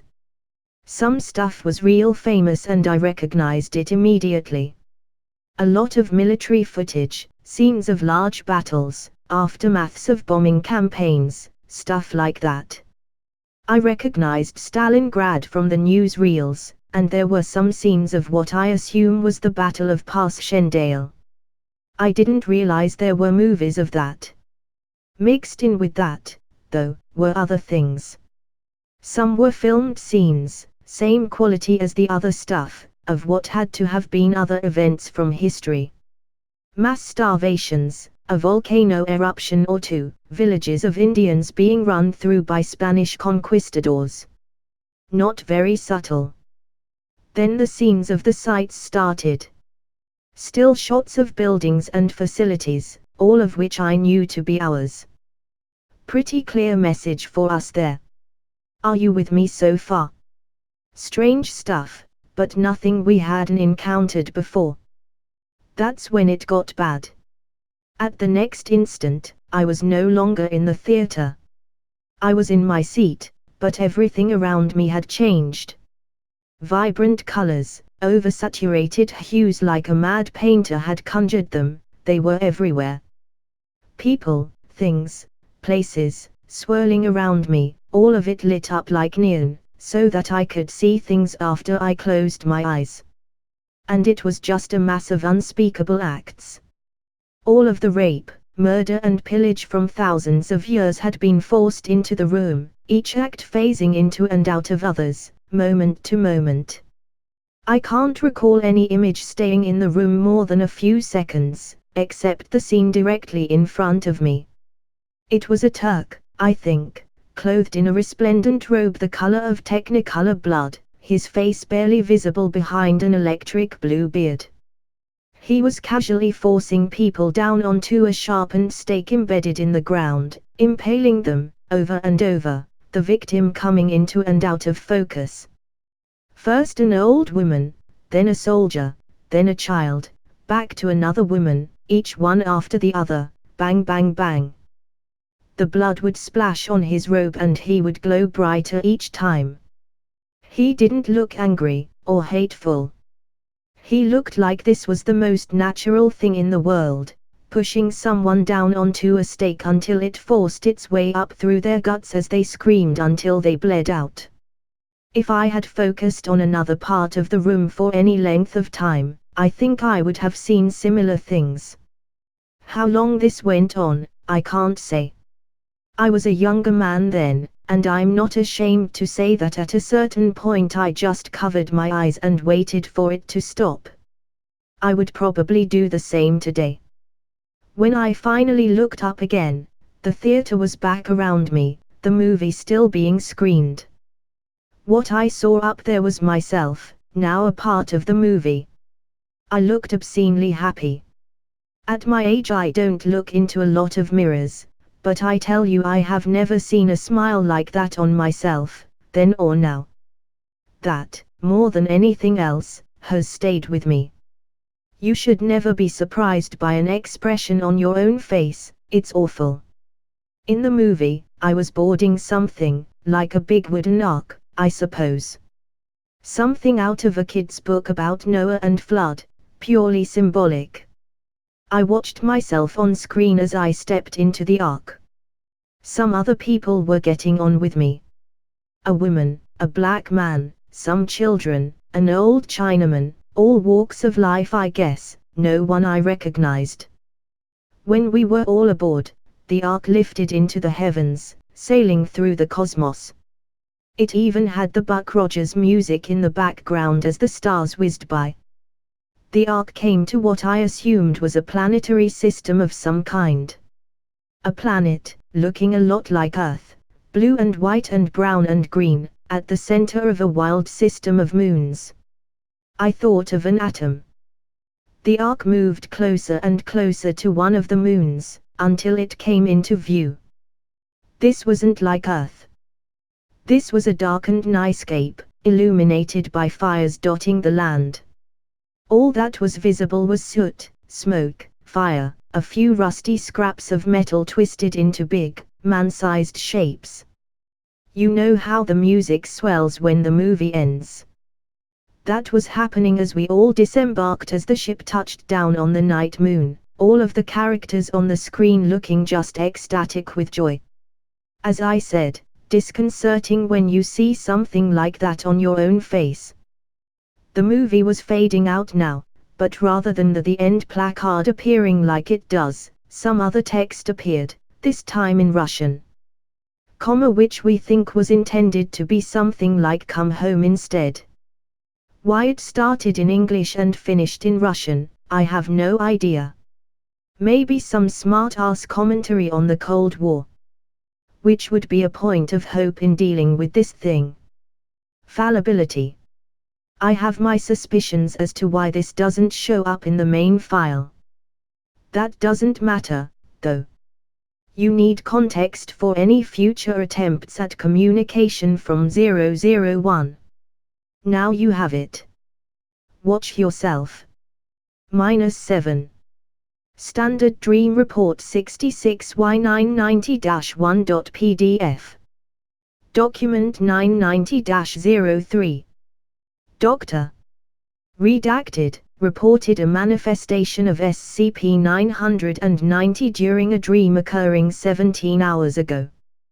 Per emergency orders distributed to all personnel regarding possible data on SCP-001, Dr. Redacted, filed the following report and forwarded it on to the Director of Site-17. The report was subsequently transmitted to Overwatch Command. Form 66Y, Standard Dream Report. Personnel, Dr. Redacted. Estimated degree of recall, 60%. Anomalous entity present, Y. Likelihood of actionable intelligence, high. Description: SCP-990 is dressed in the same suit, looking the same as ever. I recognize him immediately. He's the clearest element in any dream he visits. His face changes a lot from dream to dream, but this time it's changing from one moment to the next. I attribute it to the high stress of the past couple days. He tells me he's going to show me some things. I feel apprehension, and I wonder what burnt-out ruin he's going to show me, because that has to be what this is about, right? Our time has come and this is going to be what awaits us. I try to wake up, but I can't do it. And it feels like I'm sitting at the bottom of a pool, and I can't will myself to go to the surface. I don't think I've felt panic like that in a dream before. 990 shakes his head. I can't tell if it's him keeping me here or if it's the dream itself. We've never been able to figure out what kind of control he has. He says, "I'm going to guide you," redacted. But I need something of you first. And he points at my left hand. It's a dream, right? Even with all of the things we've encountered in this field, I've never seen anyone harmed in that way. I hold out my hand. 990 nods at me, and he takes something out of his coat. It looks like a blade of some kind, it's got a sharp edge at least. Not a knife. More like something from a lawn mower, or some piece of industrial machinery. Before I have time to ask what's going on, he's brought the blade down through my wrist, lightning fast. I look at my hand, terrified, and I'm sure that it's going to fall off, and blood is going to start spraying any second. But nothing happens. I stare in shock for a few seconds. The pain is real, but I'm afraid to move my arm because my hand is going to fall off if I do. 990 looks sympathetic, and he tells me that I can move my hand, it's fine. Then he says that we're out of reach of 001 now, and we can talk. I wiggle my fingers, and they work like they should, but my hand is numb. The feeling is disconcerting. Yet the sensation of panic from earlier is gone. Things feel more like normal now. Except for my hand. He looks at me. He's got my face now. I get the impression that I am someone else now. Feels like a woman, but I'm not certain. Identity shifts a little as we talk. He tells me that he can give me 3 revelations before 001 finds him again. Suddenly we're sitting outside, in the night air, under the stars. There are 9 moons in the sky. Varying sizes and phases. I'm in a child's body. He's still me. He speaks. Holding up one finger. You are not in your proper place, he says. I ask him what that means. Me, personally. The Foundation. Mankind. He ignores me. He raises a second finger. 05-2 is absolutely correct, and she is disastrously wrong. The reference to specific Foundation personnel is unnerving. I start to speak, but I can tell he's not going to listen. The third finger, the third revelation. He leans in close to me. This is the trickiest one, he tells me. He asks me to commit this one to memory above all others, and so I have for this report. This is the last thing he said to me before I woke up. The primary mover behind what you know as SCP-001, above all other things, is love. That was when I awoke at my workstation. After Action Report 2272.pdf. SCP-001 Kalinin's Proposal After Action Report 2272.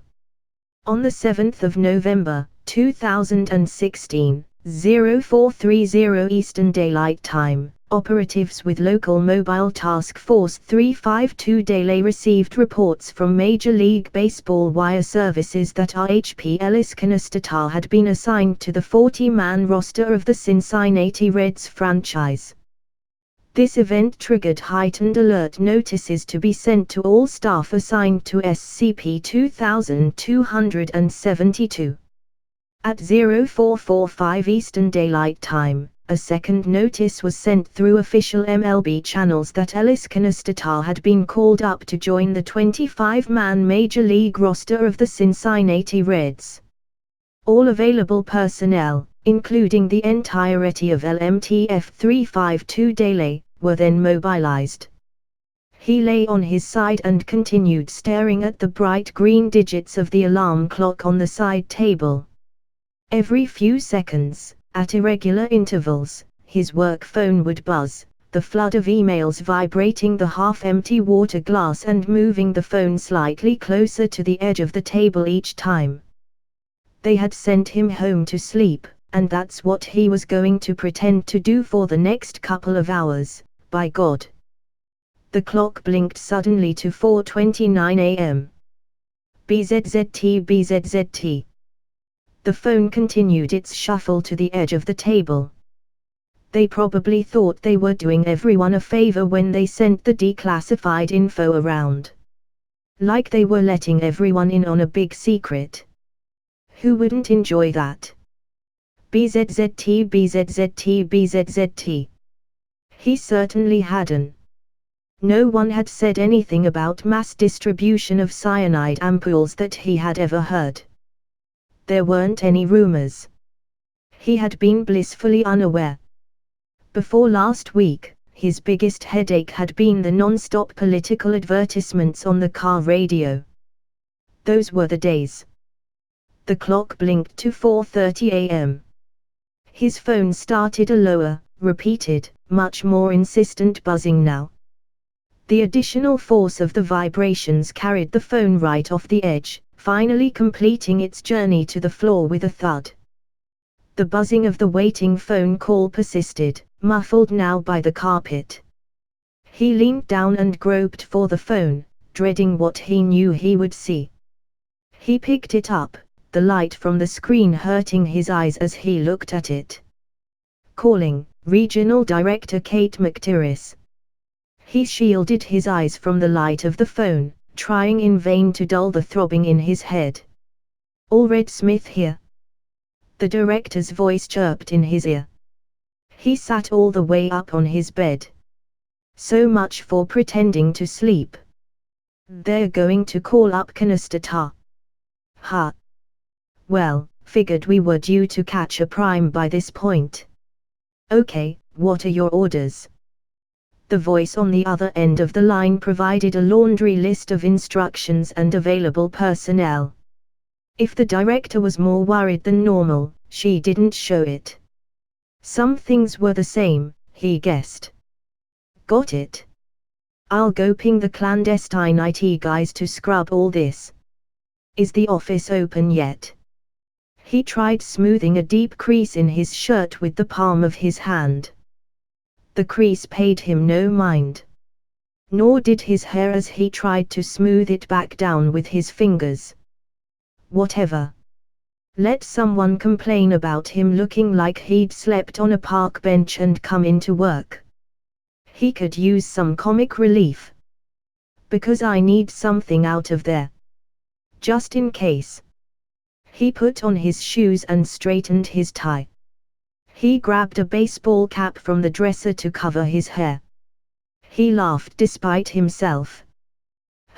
No, nothing. Yeah, that's what I'm getting. You have a... The voice cut him off. He listened intently as he surveyed himself in the mirror. The cartoon fish on the front of his cap wrapping itself around a baseball bat looked like he meant business. Ha! Decommission. That's a new one. No. Don't worry boss, we won't hesitate if things get hairy. The director hung up. He looked for his car keys. This was probably going to involve more than the IT guys before this was done. At 0521 hours, the MLB official scheduler posted a notice online for a game to be played at noon the same day, between the Cincinnati Reds and the St. Louis Cardinals, at the Great American Ballpark in central Cincinnati. The starting pitchers were listed as Mike Leake for the St. Louis Cardinals, and Ellis Kanistata for the Cincinnati Reds. What do you mean they're playing a game today? They just finished the goddamn World Series. Dr. Hanekar barked loud enough to be heard from the front of the bus-sized mobile command center as it sped north on Interstate 75. It's probably snowing there or something by now. Actually, the weather is pretty nice today.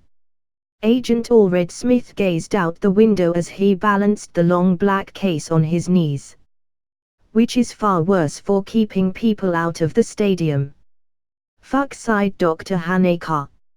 How many tickets were sold before we took the notice down? A young woman sitting across from Allred Smith at a mobile terminal quickly pecked at a keyboard.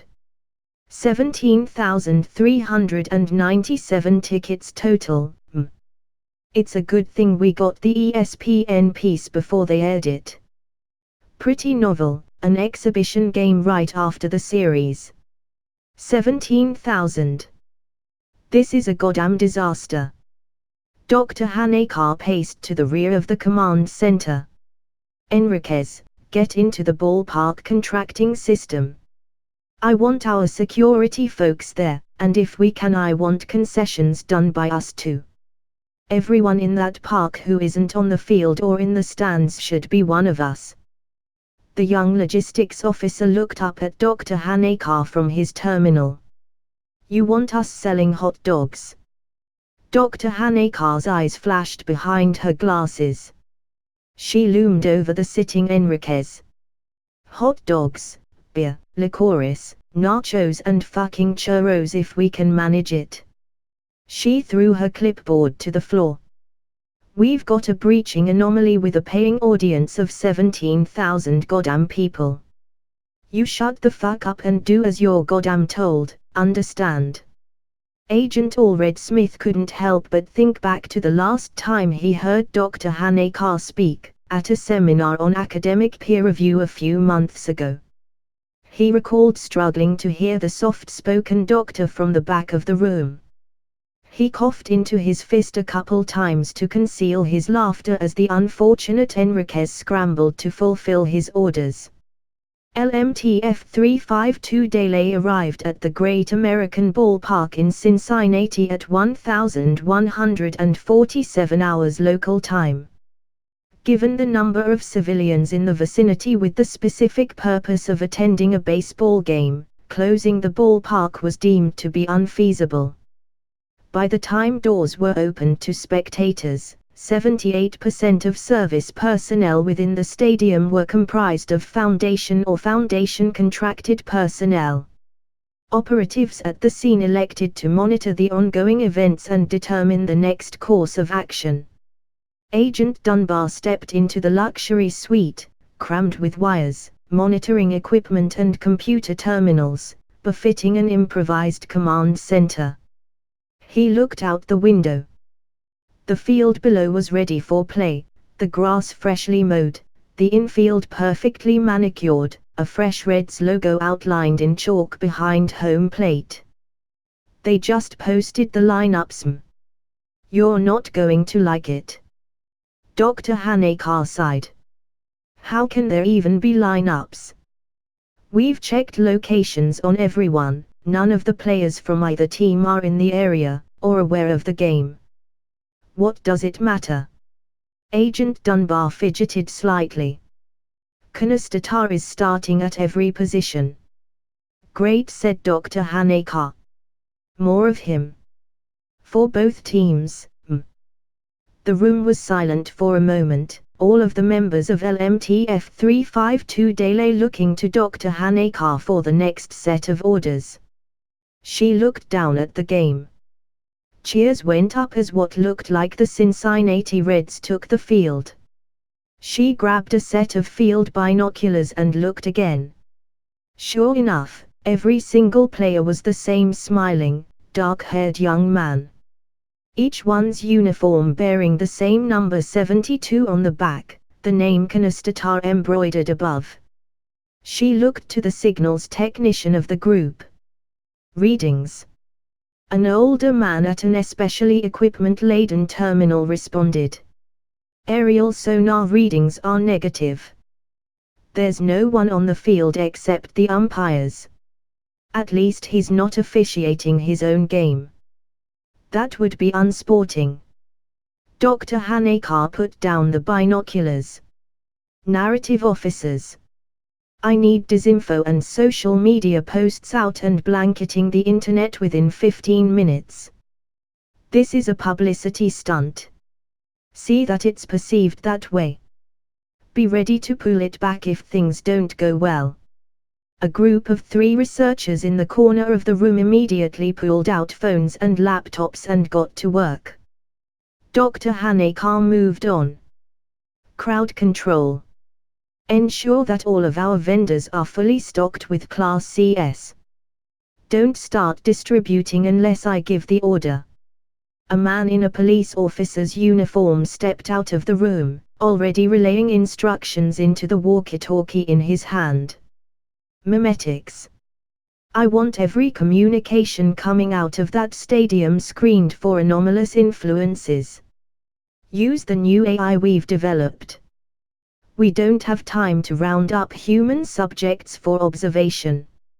A frazzled-looking woman in the seats by the windows, concern in her eyes, opened her mouth. She looked up at Dr. Haneka. She closed her mouth and began tapping at a tablet computer. And you, Agent Allred Smith. Dr. Haneka now loomed over the agent, reclining in a chair next to the suite refrigerator. I want you up in the cheap seats with your toy there. She nodded to the long black case in Agent Allred Smith's lap. He nodded back. Your signal. My signal, Agent. Due to ongoing containment efforts coordinated at the scene by LMTF 352 Daily, spectators at Great American Ballpark were documented to be under the impression that they were watching a non-anomalous game of baseball until approximately 14:52 hours local time, coinciding with the middle of the game's 7th inning. At that time, an individual matching all known biometric data of the baseball player Pedro Bourbon won and identifying themselves as such took the field and was handed a microphone, presumably as part of the traditional singing of Take Me Out to the Ball Game during the 7th inning of baseball games. Notable discomfort among assembled spectators was audible as the identity of the speaker became apparent. Agent Allred Smith surveyed the infield through his high-powered scope. Part of SCP-2272 duty was being familiar with baseball, and he knew a dead player when he saw one. He touched his earpiece. This is way beyond documented behavior, Doctor. Do I have authorization? Dr. Haneka barked within his ear. No, goddammit. You have authorization when I say you do. You going to wait until a dead man starts doing whatever the hell it is dead people do here? Your apparatus is set up. Agent Allred Smith touched the tripod directly in front of him. Affirmative, Doctor. Then you'll be able to react in under 5 seconds when I give the word. I'd explain how we need to learn all we can, but then I don't need to explain jack shit to you, Agent. You wait for my signal. Roger that, Doctor. He leaned back in his seat. The dead man was speaking now, the crowd on their feet in anticipation. Pedro Bourbon, noted multi-inning relief pitcher and deceased member of the Big Red Machine teams of the 1970s, looked skyward as he held the microphone. Sport is a wonderful symbol of the human condition. You will be relieved to hear that, much the same way it is in this place, in our perfect society, sport is a sacred pastime. The crowd was silent. Sport is more than competition. Sport creates victors and vanquished. The feeling of triumph cannot exist without the sacrifice of the defeated. You will understand more after we have truly spoken. The dead pitcher, looking every bit the spry athlete of generations ago, spoke with an impassive face. This place, this game, this creation. This is a fine place for us to speak plainly. Agent Allred Smith scanned the crowd for any unusual activity. All in the stadium were still, and perfectly silent. For the first time, the pitcher smiled. We have heard a story from your people, many times, I'm sure you're familiar. Of a man asking his friend, returned from the grave, if there is baseball in heaven. Let me tell you, my brothers and sisters, there is baseball in heaven. The speaker laughed, a high-pitched, screeching thing, not at all matching the expression on his face. Allred Smith trained the scope on the pitcher's face. And today, we can all see together, they have baseball in hell, too. As he stopped speaking, the house organ came up, the familiar notes of the traditional song of 7th inning stretches across the country ringing out. Pedro Bourbon doffed his cap for the silent audience, and faded away into nothing. The organ continued. No one sang. Communications via social media and personal messages from civilians in attendance of the game increased greatly following the remarks of the unknown entity during the 7th inning. The number of messages, combined with the content indicating what had occurred, necessitated elevated containment protocols. At 1459 hours local time, Dr. Akane Hanekar authorized decommissioning of SCP-0272 and mass deployment of amnestics. The precursor agents had been authorized for distribution at the end of the 3rd inning. Every refreshment item served in the ballpark had parter of a Class C 2-part amnestic. Based on field studies and their own observations of the game, the task force chemist assured Dr. Hanekar that the penetration rate was in excess of 90%.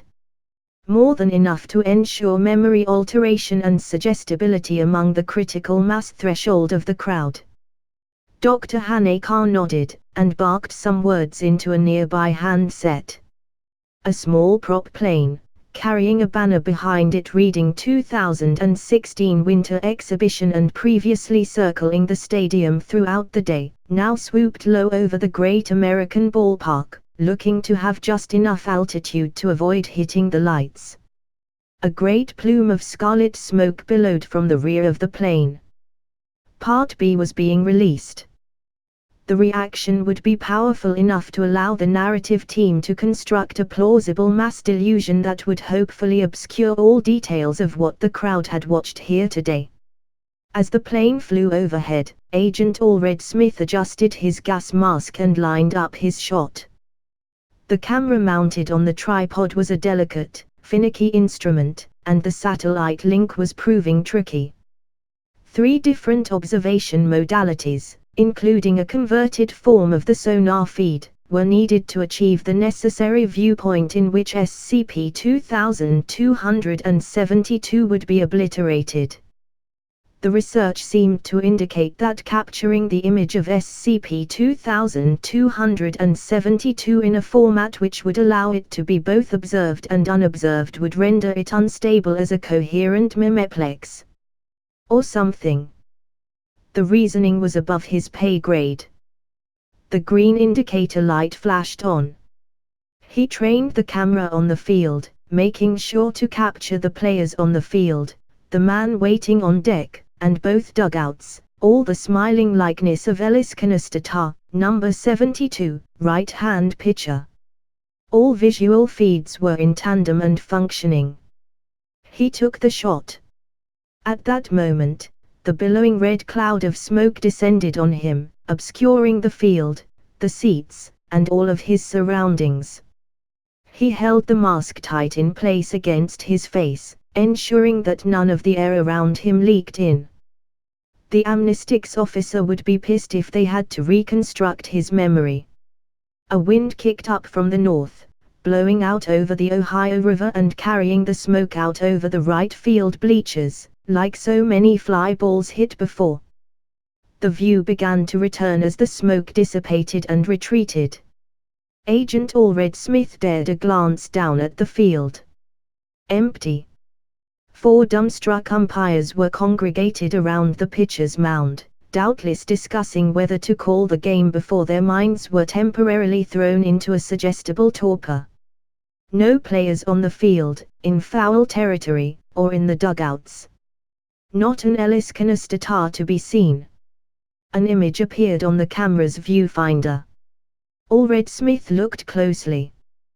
The image he had taken, the image that had apparently neutralized this long-running anomalous phenomenon, was not of the playing field of Great American Ballpark. In its place, a black and white team photo showed on the camera's screen, 25 men arranged neatly in rows, wearing uniforms that he recognized as those of the first Cincinnati Redlegs teams. All 25 men bore the exact same smile that he had come to recognize as that of Ellis Canistata. Unlike a typical team photo, this photo was taken at night, under the stars. 9 moons could be seen in the sky. A sign propped in front of the smiling squadron read "The past, the future." All 25 men were holding their arms out in front of them.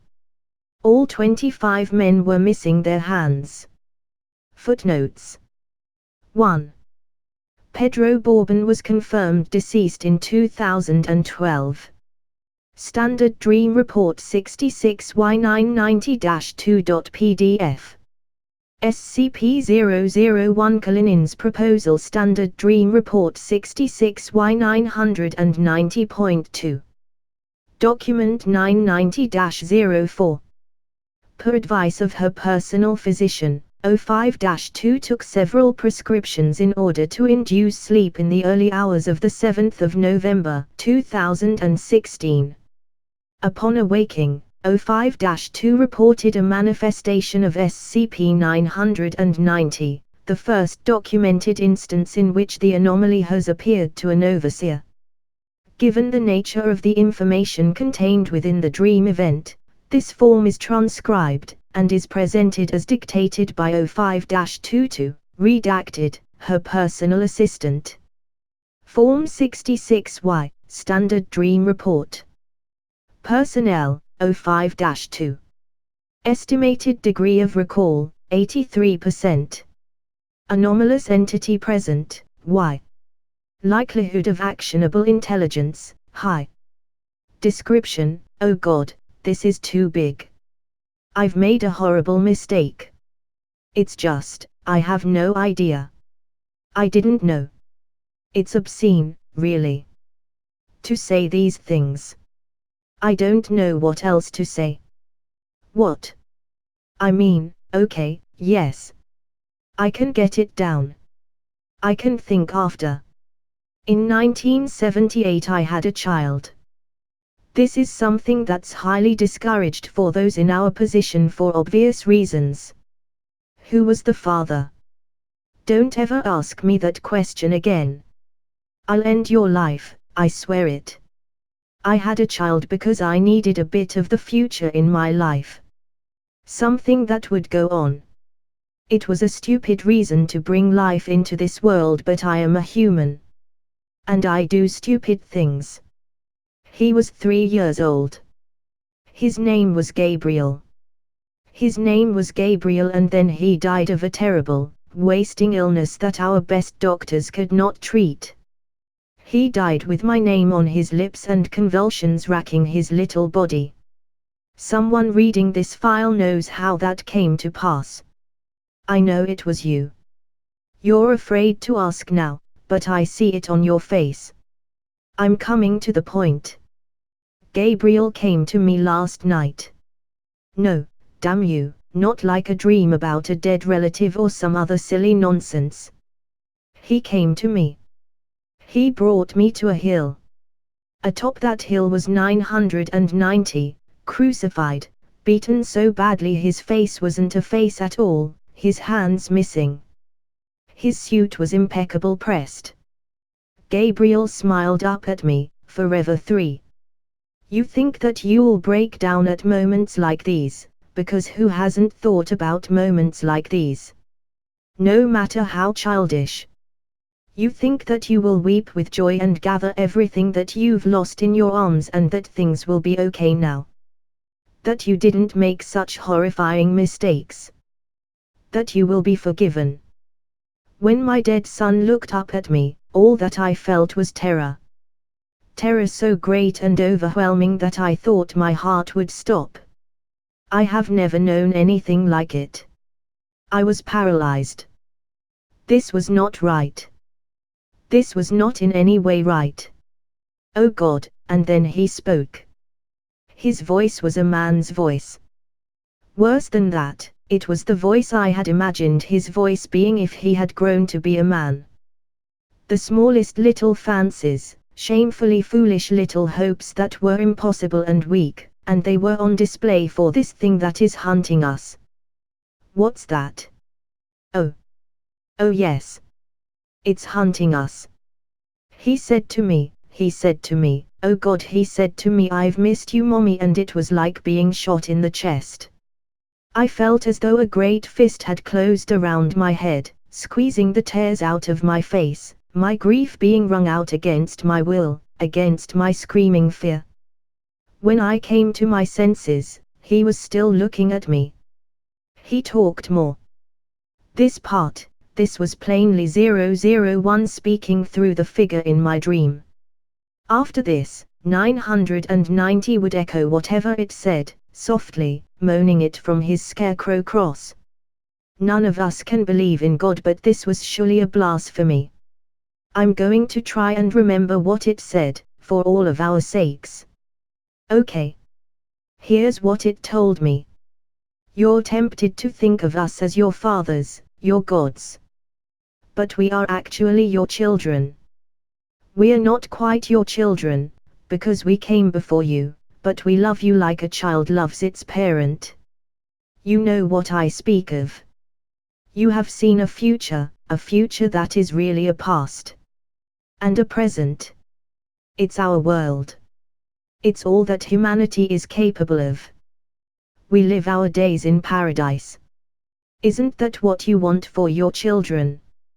Knowing that while you might suffer, while you might die, your children will see the better days, the sunlight without end. Maybe they won't have to die like you will. And so it is. We do not hurt. We will not suffer. You and the others like you have brought us here. We are the perfect children, of the perfect mothers and fathers. What no child says of his parents, but what every child thinks, is this: I am glad that I will live to bury these people. I am glad that they suffer on my behalf. I am glad that it is not me who is to die. For many years, these were feelings that brought shame. It wasn't until the latest stages of our perfection that we understood. This is a guide. This is order, demonstrated for us by the oldest of societal units. I need a glass of water. He giggled, like he did when he was an infant, as he finished that part. Oh Jesus! More history. I was raped as a girl.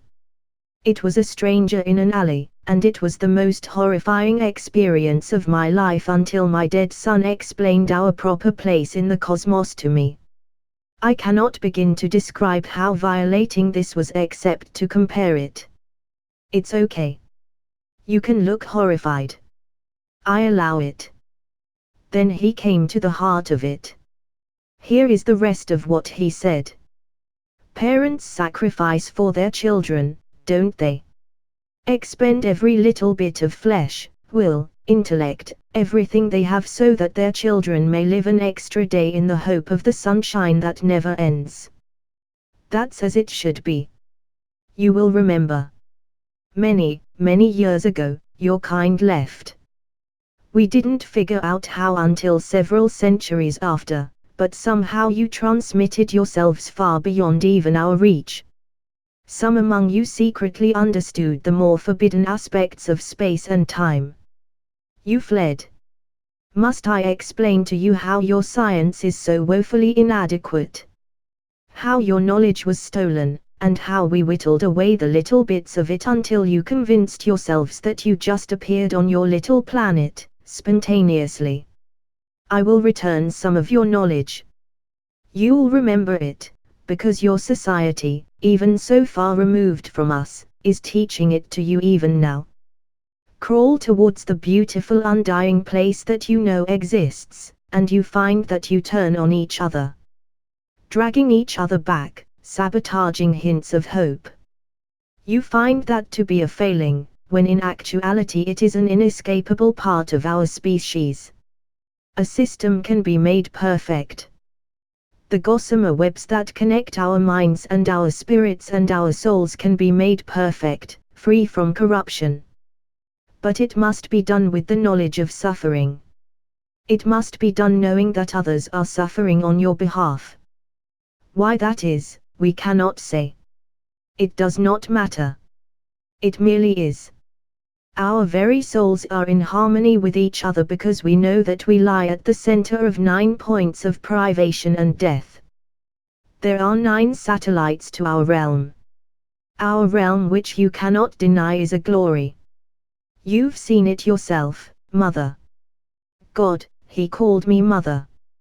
Your kind left the planet of Hans many thousands of years ago. It has sat empty, a gap in our perfection, reminding us not of what we are missing, but of the joyous return that our prodigal mothers and fathers will soon make. There are limits to our abilities. We cannot simply travel to where you have chosen to exile yourselves. We must use more subtle means. Oh, how we wish we could take you all in our arms. We have feast days for all of you, at home. One for each of the 9. The feast of the planet of Hans has become the greatest event of our year. We cannot embrace you, lead our beloved forebears back to their home. But we love you. And we love you so much, with all of our hearts and our souls, that we will show you how loved you truly are from across impossible distances beyond light. I make you this promise. All of you, I make this promise to, from the hearts of all of us at the center of the 9 points. You will come back of your own free will. We will not need to show you how, for the knowledge already rests within you. We will not need to explain why. You have seen the terrors that lurk outside of our protection. We will merely need to show you who we are. Who you are. Who all of us are. We will all be so much happier soon. Tomorrow shall be the greatest expression of our love we have ever conducted. And that was it. This abomination of my flesh explaining the world to me below, the bleeding man on the cross echoing his words above. I awoke screaming 30 minutes ago. Tell 3 I'm sorry. The _man _at_ the threshold.avi. SCP-001 Kalinins proposal The Man at the Threshold. 205-1. From 05-12. The end. Urgency, high. I hope this gets through. If you're like me, seeing things on the BBC and the New York Times before getting briefed on them by staff is doing a number on you. It's over. The only thing left is to tell you what I know. 2 is dead. We only know that because she told us herself. Nice of her to leave a note, I guess. I've established contact with 3, 7 and 13. The rest, who knows? There aren't any protocols for something like this. The best we can tell is that they put on a performance. The Man at the Threshold.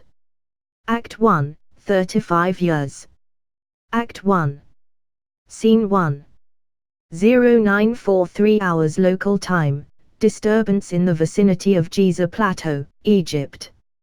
Egyptian military mobilized in response to apparent mass gathering in front of the Great Sphinx, based on initial intelligence of a Muslim Brotherhood action.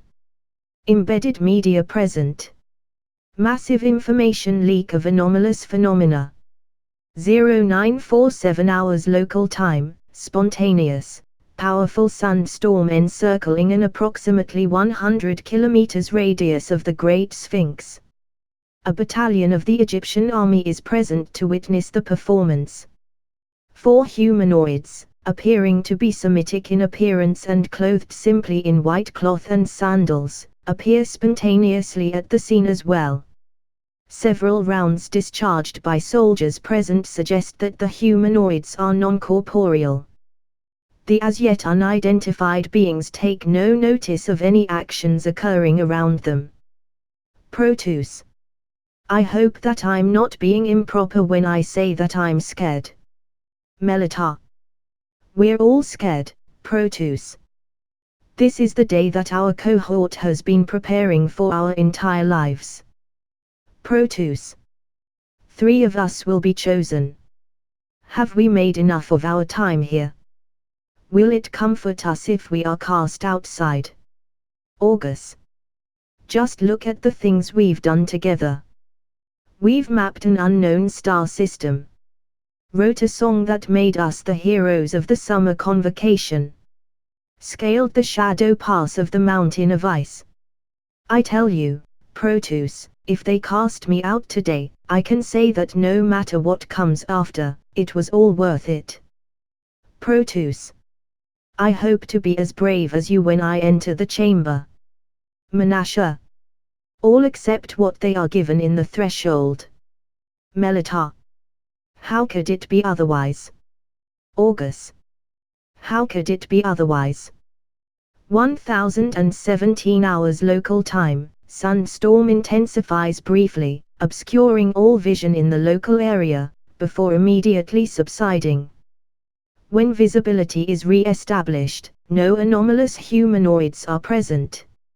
However, the Great Sphinx has been removed, replaced with a blue light holographic projection, in the appearance of the Sphinx and of approximately the same size, with no discernible source.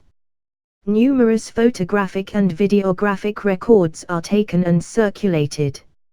Existential threat to consensus reality in progress. Act 1. Scene 2. 1143 hours local time, darkness falls midday in Tahrir Square in Cairo, Egypt. No evidence of a solar eclipse, cloud cover or any other possible cause of such conditions is apparent. 9 moons appear to be visible in the night sky. Riots begin almost immediately, and messages proclaiming the end times begin to be broadcast over PA systems attached to several local mosques.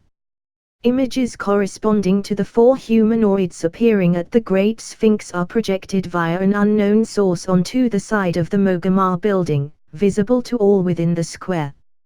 Activity stops as sound begins to accompany the images. The man. This set of 4, born on this day 35 years past, are you ready to enter? Melitar, August, Menashe. We are. Proteus. We are. The man. Do you see, as it has been intended, how even those cast into exile may have a taste of our beautiful world, and how those that remain have shared the shadow of death with those that must take their leave now?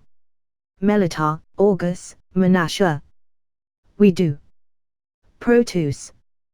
We do. The man. Look then, out at this world. On this day, this is the threshold. This is the place where human society is made. It is here that the salvation of the few, so great in its perfection, so sacred in its magnificent beauty, is earned by the fate of the many. It is they who will make the ultimate sacrifice, and they who deserve our love and our honor most of all. Do you choose to pass the threshold, of your own volition? Melitar, August, Menashe. We do. Proteus. We do. The man. Melitar, snowfall of the shadow peaks, step forward. Melitar. I stand ready. The man. You shall dwell on the planet of ice. Melitar. I accept my duty. The man. August Sky Sail, third denizen of the Watch Cliffs, you shall be taken to the planet of skin. August. I accept my duty. August appears to stumble slightly, close to fainting. The man. Menashe Wildlight, the Lady of the Tower. Menashe. I stand ready. The man. You shall remain. Remember always the great love of your departed sisters and brothers, now and forevermore. Menashe. I shall. Menashe begins to weep. The man. Proteus Hammersmith the Wayfinder. Proteus. I stand ready. Proteus trembles. The man. You are to come to the planet of hands. 1232 hours local time. Upon concluding with the above dialogue, daylight returns to Tahrir Square. Of the estimated 10,000 people gathered in the square, several thousand spontaneously lose vision, and several hundred appear to be instantaneously flayed alive through unknown means. All other persons present in the square no longer have hands after the conclusion of the anomalous display, instead having completely healed stumps. Regional news networks, in particular Al Jazeera, begin to run coverage despite attempts at coordinated interference with dissemination of information. All nations have put their militaries on high alert, and a few look to have already taken the opportunity to settle a few scores in the confusion. That's the only thing that makes sense now, really. What do they think they're mobilizing against? A way to look like they're doing something, anyway. The churches, mosques, synagogues, etc. are overflowing. The Abrahamic folks are convinced that judgment is at hand. Everyone else just sort of figures that we're all fucked. The first reports of murder-suicides are coming in. Not as many as we might have expected, though. People have options. 001 made sure to let them know that. Act 2, the Traveler prepares. Act 2. Scene 1. 1521 hours local time, reports emerge from Beijing of the embalmed corpse of Mao Zedong ambulating under its own power from its mausoleum and into Tiananmen Square. Visual confirmation emerges on Xinhua news service outlets several minutes later. An anomalous humanoid projection, similar to that seen in the part of Proteus in the Cairo disturbance, appears in the middle of the square alongside the corpse of Mao, which appears to have assumed the role of the man. The man. There's no sense in lingering. We all have our appointed places. Proteus. But there's simply no sense in it. Our world is immense, our use of its resources efficient and wise. Surely none of us must live in exile. The man. Problems of the far future become the problems of tomorrow for a race that has no end to its days. Proteus. There must be a way to manage it. If all women and men live for as long as they care to, we must have no need for births. What purpose the creation of life if it is to suffer? The man. I have had this duty for a very long time, my friend. These are not new questions. And my answers are not new. Our kind ascended when we understood the true nature of ourselves. We must always be able to create new life. Our minds, subtly interconnected through the air and through the dreamscape, turn dark and destructive when the act of creation is taken from us. Proteus. What of suffering? What of the cruelty that lives on our 9 moons? The man. Suffering. Yes, there is suffering. It must be so. And we must know of it, taste of it, build our houses upon its foundations. As life preys on life, so does human enterprise need vast inputs of suffering. It binds us together. The knowledge that there are others that cannot have what we have built affects us deeply. It is a cornerstone in our souls. That is something we discovered a very long time ago. It is vital. And it was this discovery that paved the way to Heaven's Gate. The man. But cruelty. No. We do not do these things because we wish to cause pain. We do it for those that remain in the wondrous society that we have built. We have given beauty and truth without end to those that are chosen. If even one person may taste of the infinite good, is that not worth any amount of finite suffering? Proteus. But why must it be I who pays the price? The man. My friend. Come with me. I shall escort you. 1559 hours local time. Upon conclusion of the anomalous occurrence, crowds in Tiananmen Square become highly agitated, tearing apart the corpse of Mao Zedong and resisting an assembled cordon of riot police.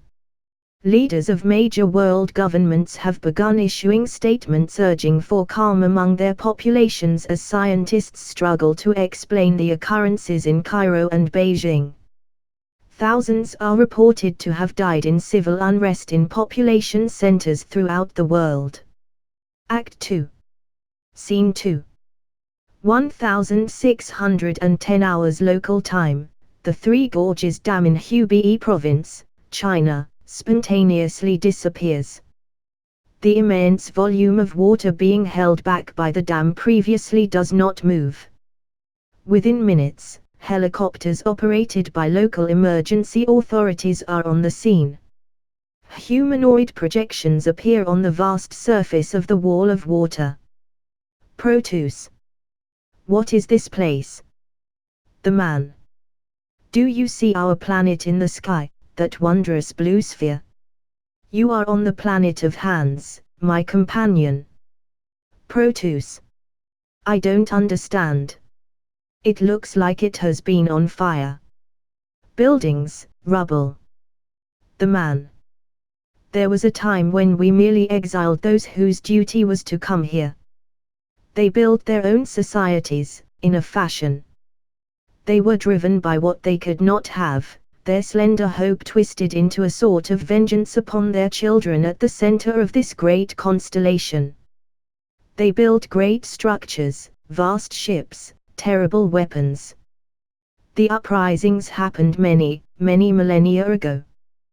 The last conflict our humanity will ever have to face. Now, it's a simple matter to ensure that this never happens again. No perverse hope to tempt anyone into foolish destruction. Proteus. By taking away our hands. The man. By taking away your hands. The mindset of a planet of those without hands is the proper one, for all of us. Proteus. Where is everyone? The man. Come. 1632 hours local time, the waters of the Yangtze River are released, causing massive flooding, widespread destruction of homes and property, and thousands of deaths along the area of the river's banks. The destruction further inflames instability in the People's Republic of China, and the country's ruling Communist Party is overthrown in a popular uprising within a matter of hours after this event. It's all come apart. 1. Everything that we've worked for. Crushed in a matter of hours. And the only thing holding them all together, keeping things from being even worse than they are right now, is one idea. Going home. Wherever home happens to be. Act 3, to the people of Earth. Act 3. Scene 1. 2301 hours local time. All notable buildings within the Capitol Mall region of Washington, D.C. change coloration, from white to red. The Washington Monument emits a bright column of red light, stretching up into the sky and visible from hundreds of miles away. 10-meter-tall holographic projections of several humanoids, similar to those previously depicted, appear directly over the monument's reflecting pool. Proteus. We have traveled many miles. The man.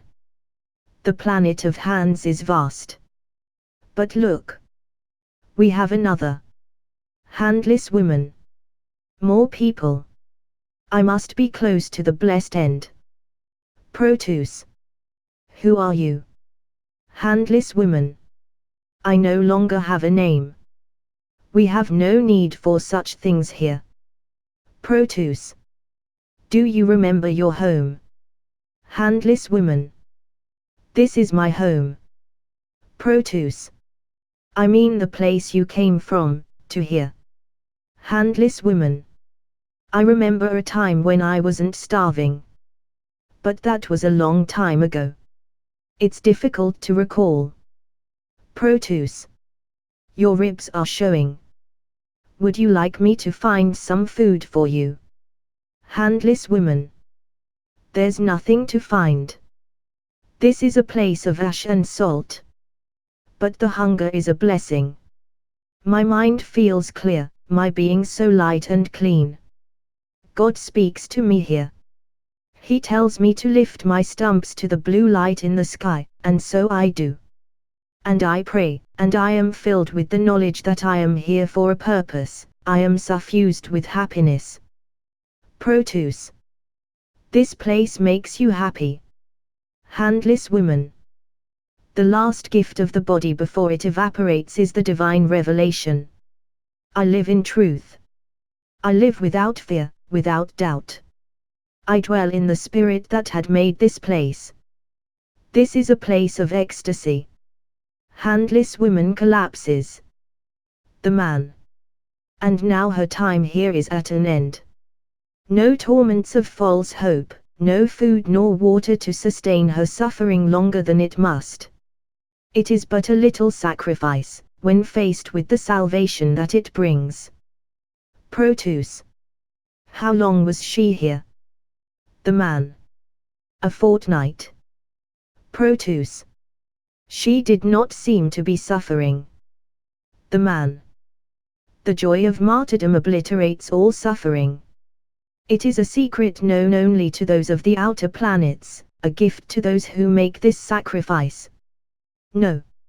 She is truly transcended. Proteus. I am ready.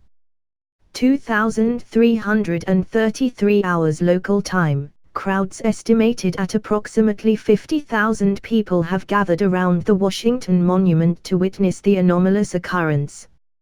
Law enforcement authorities are not present at the scene, having been summoned to contain unrest elsewhere in the capital region.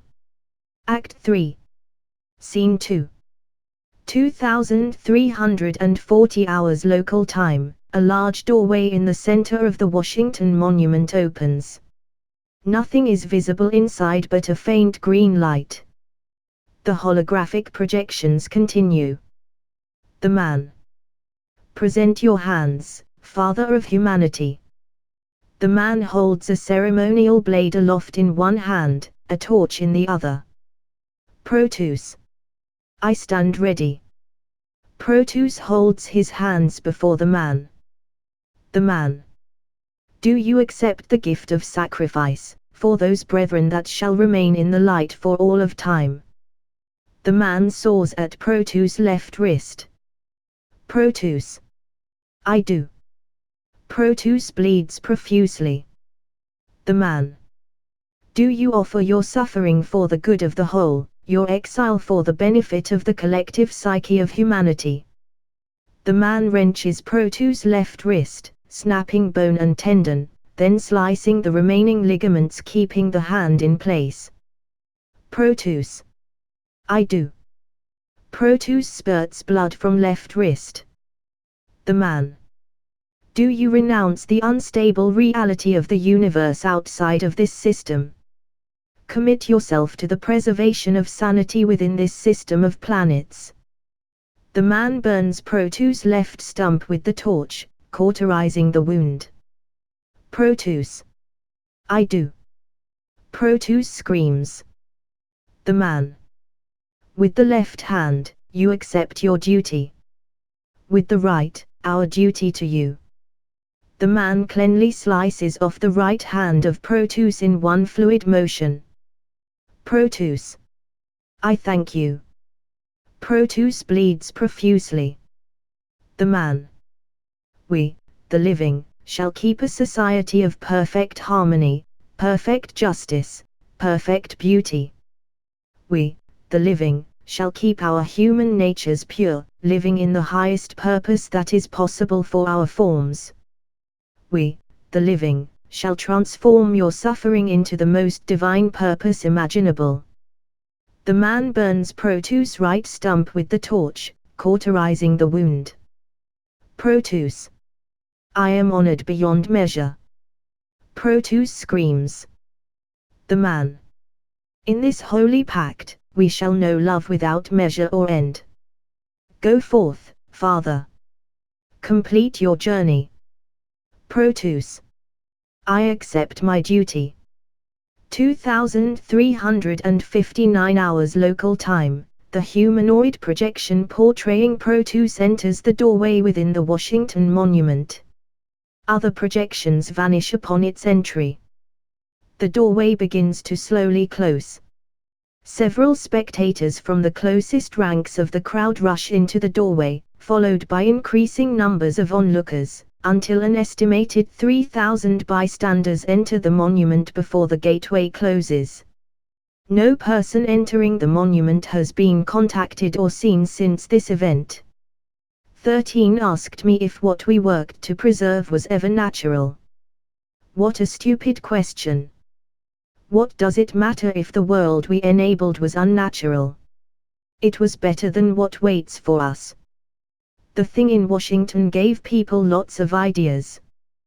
People have managed to summon a couple more of these gateways in a few places.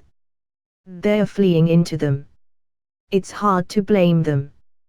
We've lost any meaningful ability to control anything. The jig is up. The world knows that science is an illusion and certainty is a cruel joke. Why not take the chance? Better a refugee than a corpse. Or worse. Me. No. I will not. I won't end my life as one of the cattle. It was a pleasure to serve. 1-12. Jasi_and_oralio.pdf SCP-001 Kalinin's proposal Casa de Jacinta / Jacinta de la Casa. Oralio always rides too fast. I told him as much on the last night I saw him. Do you really need to die in a way that will leave such a mess? It's so unfair to the rest of us that we have to see you like that. His reply was always to hell with you all, I'll be dead, what do I care? Ha ha. Here he comes on his bike, tearing around the hillside curves as the Ciudad comes into view. He's by himself, and this is worrying me. He's been bringing large crews of the new Barcarus with him lately. Trucks and equipment and tools into the tower. But now. Just him, this time. How many are left? Does it matter? The empty city is cursed, just as much as it's haunted. The new Barcarus crossing the same river as the old ones. He slides around to a stop in front of the little market, spraying dirt everywhere to the infantile delight of the ever-present Maximo and Ernesto, seated in their pensioners' chairs in front. Why do they find him so funny? Is it because he isn't dead yet? That's something that might be funny to those that grow old, maybe. I wouldn't know. Never got the chance. Oralio goes inside, and I already know he's getting his traditional 6-pack of quilms for whenever he visits the Ciudad. The tanned wrecks of old men return to their wizened, ritualistic head shaking and muttering while he goes inside. Maximo and Ernesto sway like two spindly quebracho trees stripped of their leaves, the brief disturbance of Oralio and his motorcycle giving way again to the wind that always whips through this place. Wind is madness and impermanence and slow grinding destruction. If the planners from the ministry had thought to ask anyone before they built this city, anyone from the plains could have told them that. He's coming back out now, already started on the first bottle. He throws one to Maximo and one to Ernesto. I'm troubled. They're not. They start drinking without any questions. You question everything when you're dead. I miss that, plunging headlong into the next moment of your life without thinking. Not allowed now. I would complain to the management if I could. Oralio stops a moment before getting back onto his bike. What do you think, eh? What's going on in the world now? Ernesto doesn't bother to look up. Same as ever. Maximo looks at his fellow scarecrow, insulted. His face folds up even more, a scribble of brown lines and wrinkles. Same as ever. You old fool. It's falling apart. Even the goddamn Yankees are shitting themselves. They just grew eyes now. It was always there. That's why I told you not to go poking in that fucking tower, Oralio. No one listens. His words make me catch. Oh Ernesto. Not even you knew what was in there. Aurelio laughs. And when have you ever listened to anyone, Cabron? Ernesto scratches his beard and drinks some more. No one listens to anyone. No one pays attention to nothing until it's hurting them. Just the way of the world. The madness really comes from out there. It leaked into the valley below. Dribbling into a puddle down there. You should come work for me, Ernesto. We could use that insight. It's a real growth field, you know. Career advancement, dental care, a receptionist with nice she's. Man like you could have a real future. Those guys who came with you last time. What kind of future they have? Seems like even Ernesto has had enough joking around today. Aurelio finishes his bottle. Same one we all have, Don Ernesto. On a day like all the others, we lie down under the earth. I never felt closer to you than when you were quoting some idiot poem at a stupid time, Aurelio. You always thought it was so funny, how mad it would make me. I guess it was kind of funny, looking back.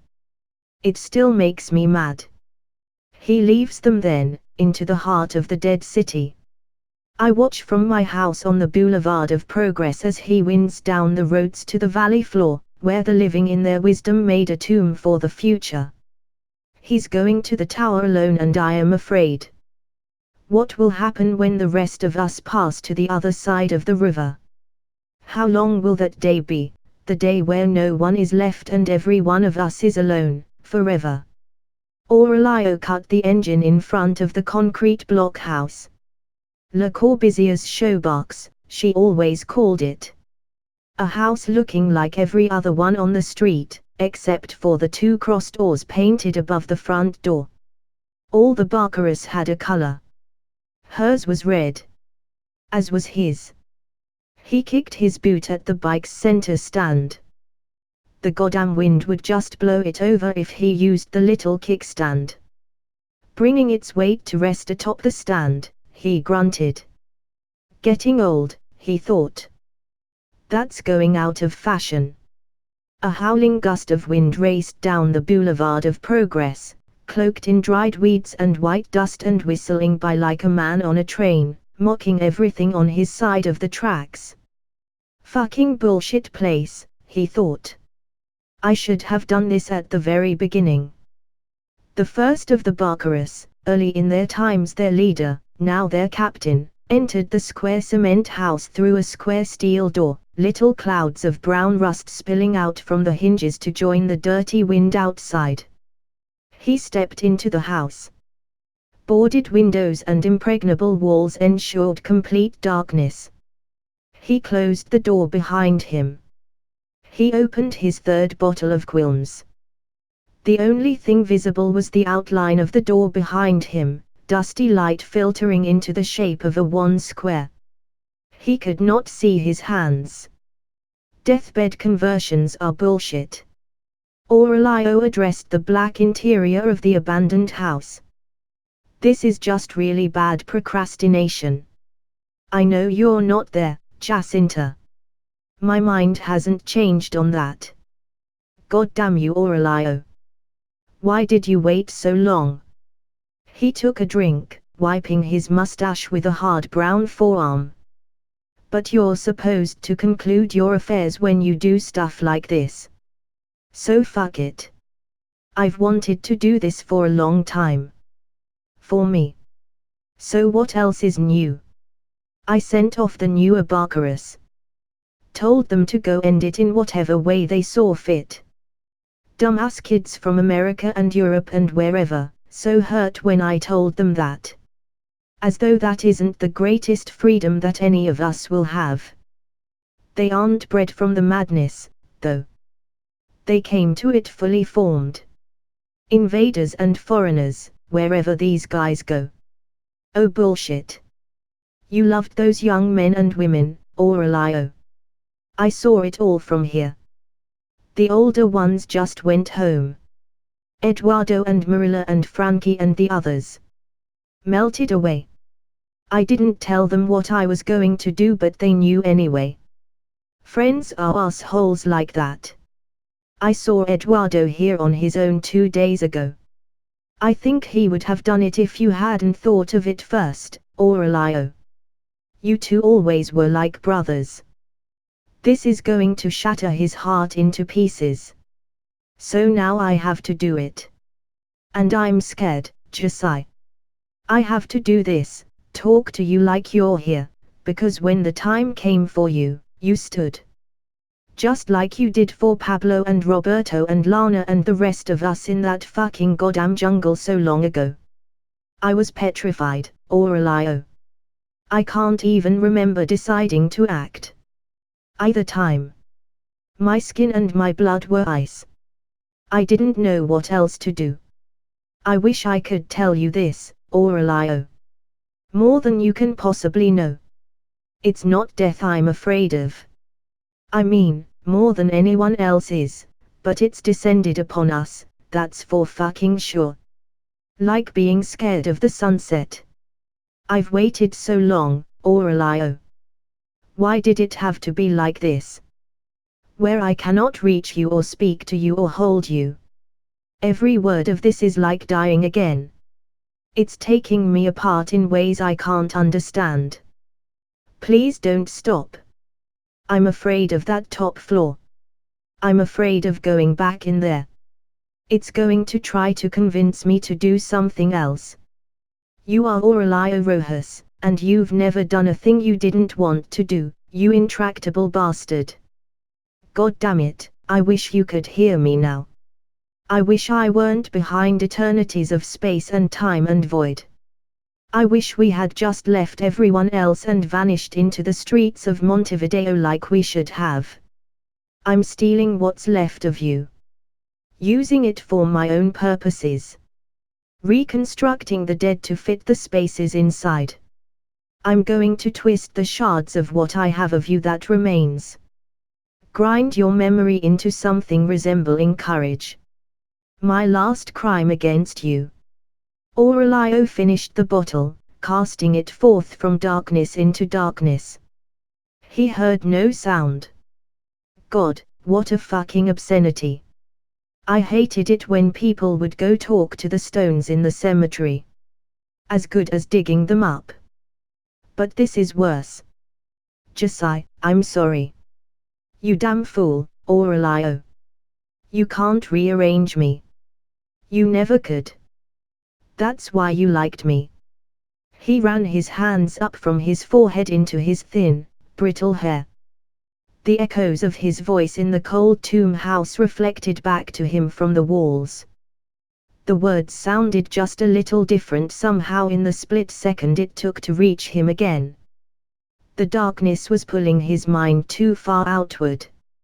A familiar feeling to a Bacaro. It was time to leave. I'm sorry for all of it. Sorry that you weren't here to see out the end of this spiral. I'm sorry that I made it out and not you. But I'm going to go fix that shit now. Aurelio turned to leave. He found himself standing in place. It fixed him where he stood. The allure of the inner consciousness, desperately clawing and shredding and tearing its way to the waking world, burning everything around it. The allure of death, in service to the birth of something, even of something terrible. The longing of the tower. Its pull grew further by the hour. I am here, Aurelio. And I am with you until the end. A shadow maybe. But it's my shadow. I will walk with you. Aurelio Rojas, captain of Mobile Task Force Phi 9, reached his hand to the dimly lit square hanging in darkness. The door opened, caught by the wind and slamming against the wall outside. The boulevard was a tunnel, a private gale rushing between row upon row of abandoned concrete houses exactly the same as the one he left now. No garbage, no wrappers or papers or cans being blown about by this wind, no signs of living human habitation. Just the white dust of the dead city, the steady erosion that would one day wear down these houses and all others in the world beyond. He leaned forward into the maddening, breath-stealing winds, and started walking. In the heart of the city lay the mouldering ruin of its former capital, the place where a group of friends finally found what they were looking for, to their bitter regret. By his side was Jacinta Herrera, co-founder of the Barcarus in life and in death. Unseen. Together, they approached the tower. The wind has stopped. So still that the earth could shake and swallow us whole right on the spot. Aurelio doesn't hesitate, unlocking the chains across the main entrance and pulling open the great door. Why would he? This place has been his home more than any other. The two of us inhabiting tombs next door to each other all these years. That's an ending I would have written before I died. I follow him across the lobby, and I hear whispers. These things, these ideas that live in this place, you don't need any technology to hear them when you're like I am. I must be closer to them, now. Though they don't speak to me. What good am I to bring anything into the world now? They speak to him. Does he hear them with his own ears, after all these years? I suppose if he did he would have died long ago.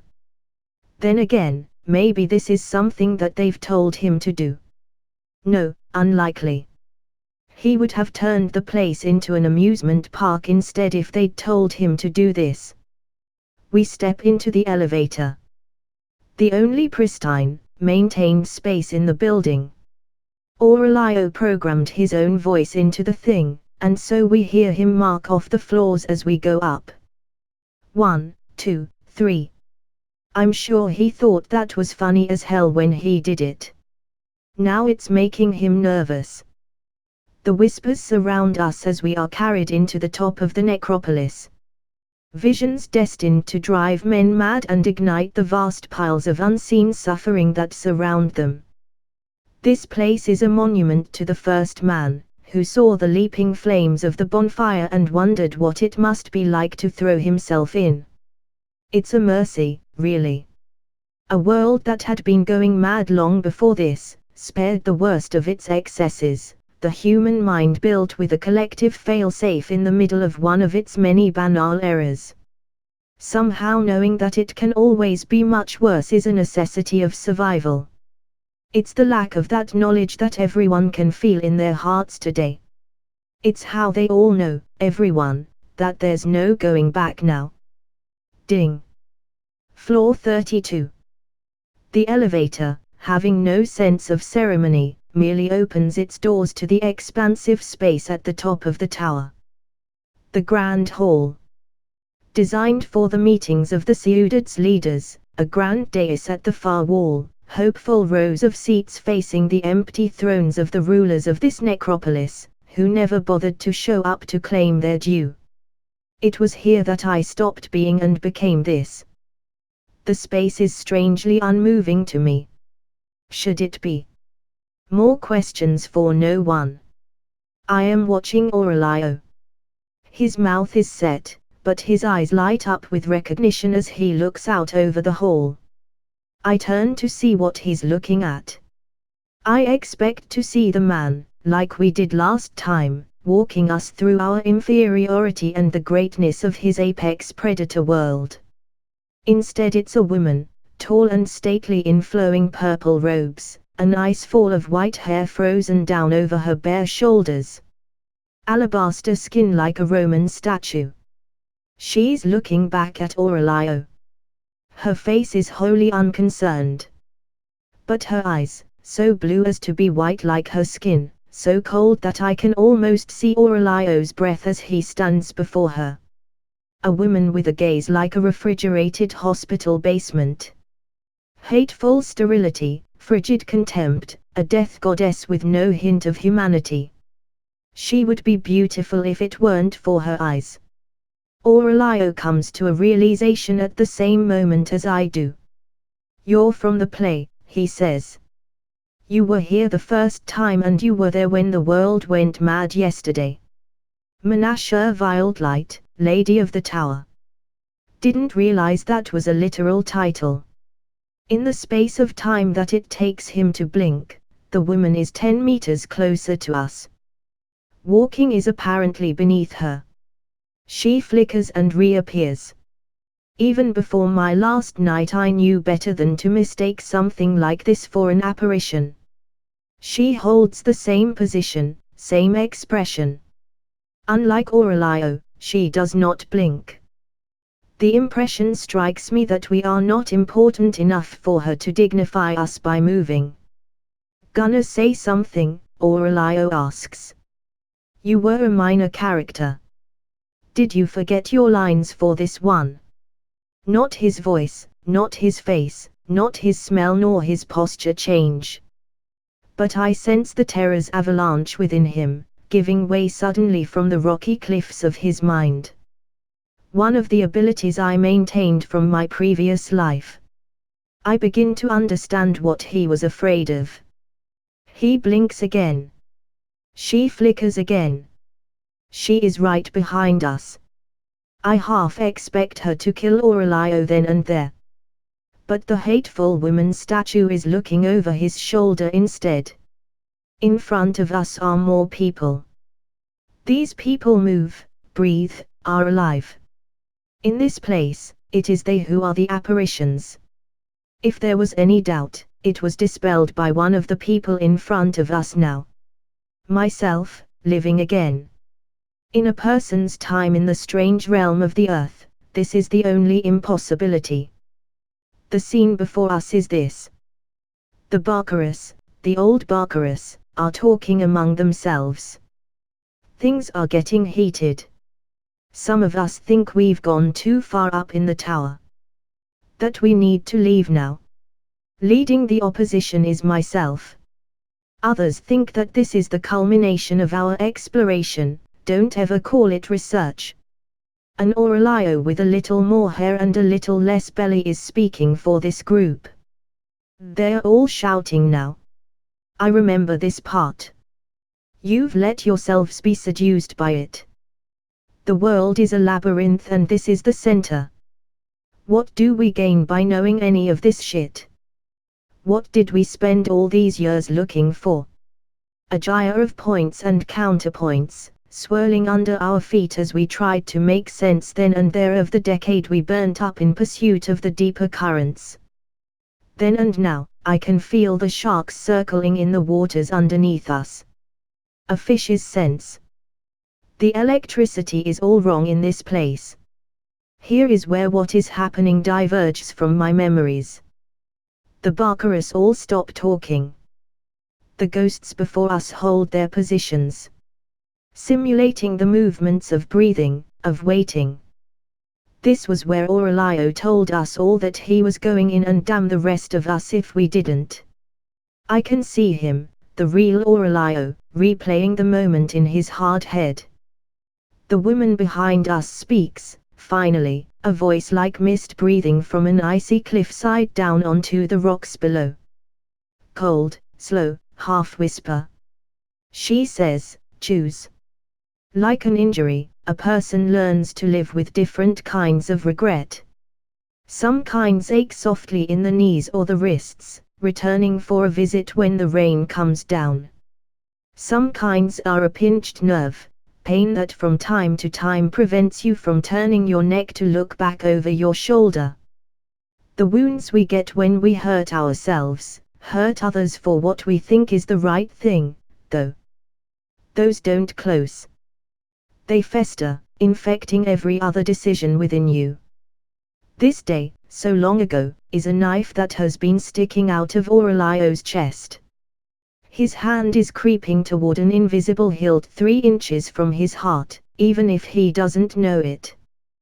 The voice of mist behind us breathes again.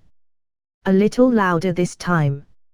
Aurelio feels it like he feels the wind in the forsaken valley outside. She says, knowing all of the things that you know now, Aurelio Rojas, what do you choose? I turn back to look at her. The bitch is smiling now. A neatly diagrammed problem. If Aurelio expresses desire for a different outcome, it destroys him. Every death, every one of his years after that night at the top of the tower is for nothing. The tower, more than anything, taught him what it really is to carry a burden. To be haunted. To renounce the mistakes of the past will pull the knife out of the wound, but the corruption merely spreads under the healed skin. The pain is so great. I can see it in him every time he comes to this goddamned place. But without the burden, the journey becomes pointless. A question to rip a man's soul from his body. If Aurelio makes the same decision again, he undersigns their decision to call us back to their hell. We had an advance screening of the performance that ended the world yesterday. Knowing what we all do now, does he choose to witness again? To call others to it? He can stand by the certainty which has led him to where he is today, but the ground on which he stands is falling away by the second. The possibility of his curiosity being akin to complicity with the atrocity being visited upon everyone is one that threatens to crush him. This question, posed by the tower, is forcing a clarification of his situation. Utter annihilation, or unforgivable collaboration. I watched their performance in awe on that night. Visions more powerful than anything we had ever gotten with the herbs that we went so deep into the jungle hell to retrieve. A society of indescribable beauty. The inescapable damnation of the planet of hands. The eviscerated, nightmare love with which they regarded us. An experience speaking to the deepest levels of human expression, unspeakably alien to anyone with a speck of humanity left. It's no wonder they've tried to drive that from all of us. I was the first to be called. To them, it was a reward, for finding them first. Come back home, the spectral man told me, eyes beaming with tears of twisted happiness. It seemed the only option, really. The only sane thing to do when faced with such magnificent beauty was to surrender. I could see it in all of us, transfixed. I saw it in me too. What they saw in me was a way to eliminate the last threads of resistance holding us all back. And behind that part of me open to the beauty of the world and its fine systems was something else. Something older, and wiser. Something that walked hand in hand with the darkest fears that we hold. Something red. Through tears of ecstasy and joy, my hand found the long knife hanging from my belt. And in one fluid motion, passed down to me through what is dismissively referred to as the reptilian portion of my brain, I opened my own throat. Deep enough that my hands were not enough to stanch the curtain of blood pouring out of me. Blood enough to wash away even the visions crafted by this post-human non-humans. I fell to the floor, weakening instant by instant, my breath stolen by the impossibly gaping wound I had made. The cold of the room passed directly into me. Then the freezing cold of the night outside. By the time Aurelio got to me I was filled with the blasting chill of the black spaces between the stars. Here are the last moments I saw in this life. Half of the Barcarus running like hell back to the door. Half of the Barcarus weeping with joy as their hands piled up in front of them, one after the other.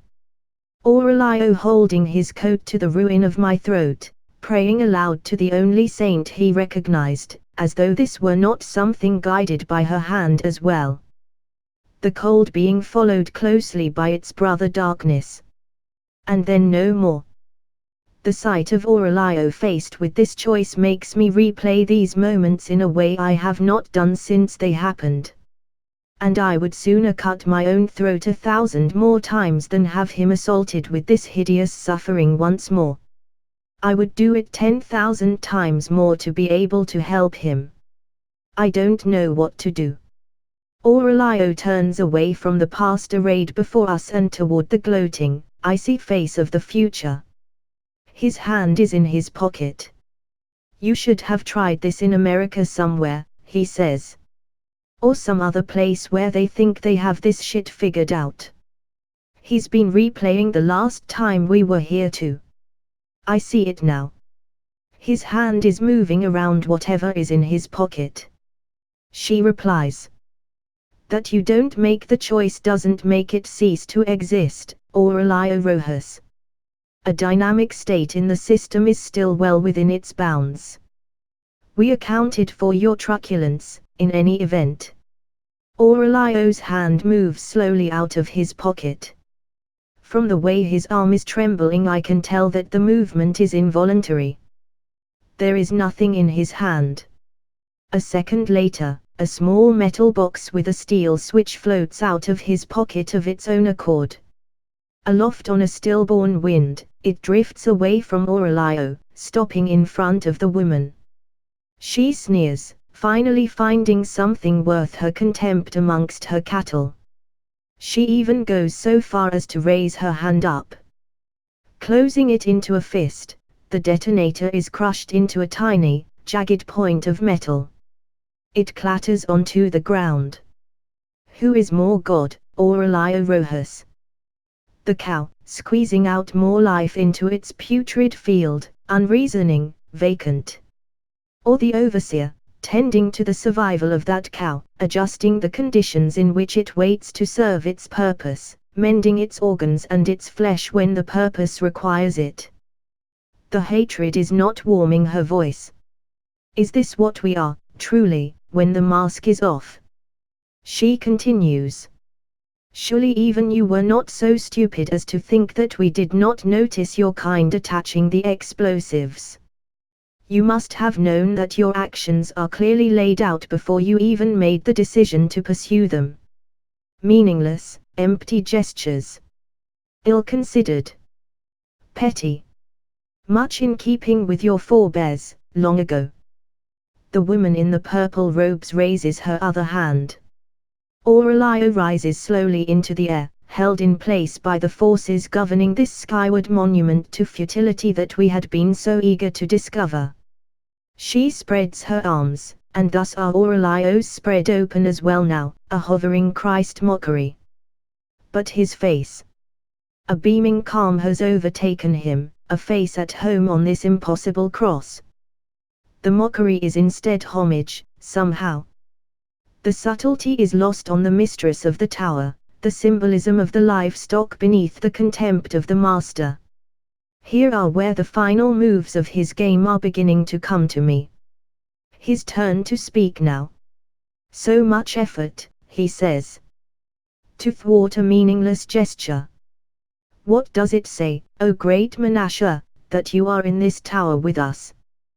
Cracks begin to appear in the ice cliffs of her face. This is angering her. Before she can reply, he continues. They must have been surprised, eh? To find something of themselves in here. Why hide this place, why let us hide afterward, if this is such an enduring symbol of your fucked up paradise? And why do you protect it by meeting me here? He laughs now, and she loses control. With sudden violence, she lowers her hands, and Aurelio is thrown to the floor, slammed into the dust and debris beneath him. He lands on his side, bones cracking from the force, the breath driven from him by the impact. He coughs as he struggles to breathe again, heaped on the floor, blood beginning to drip from his lips. He laughs again.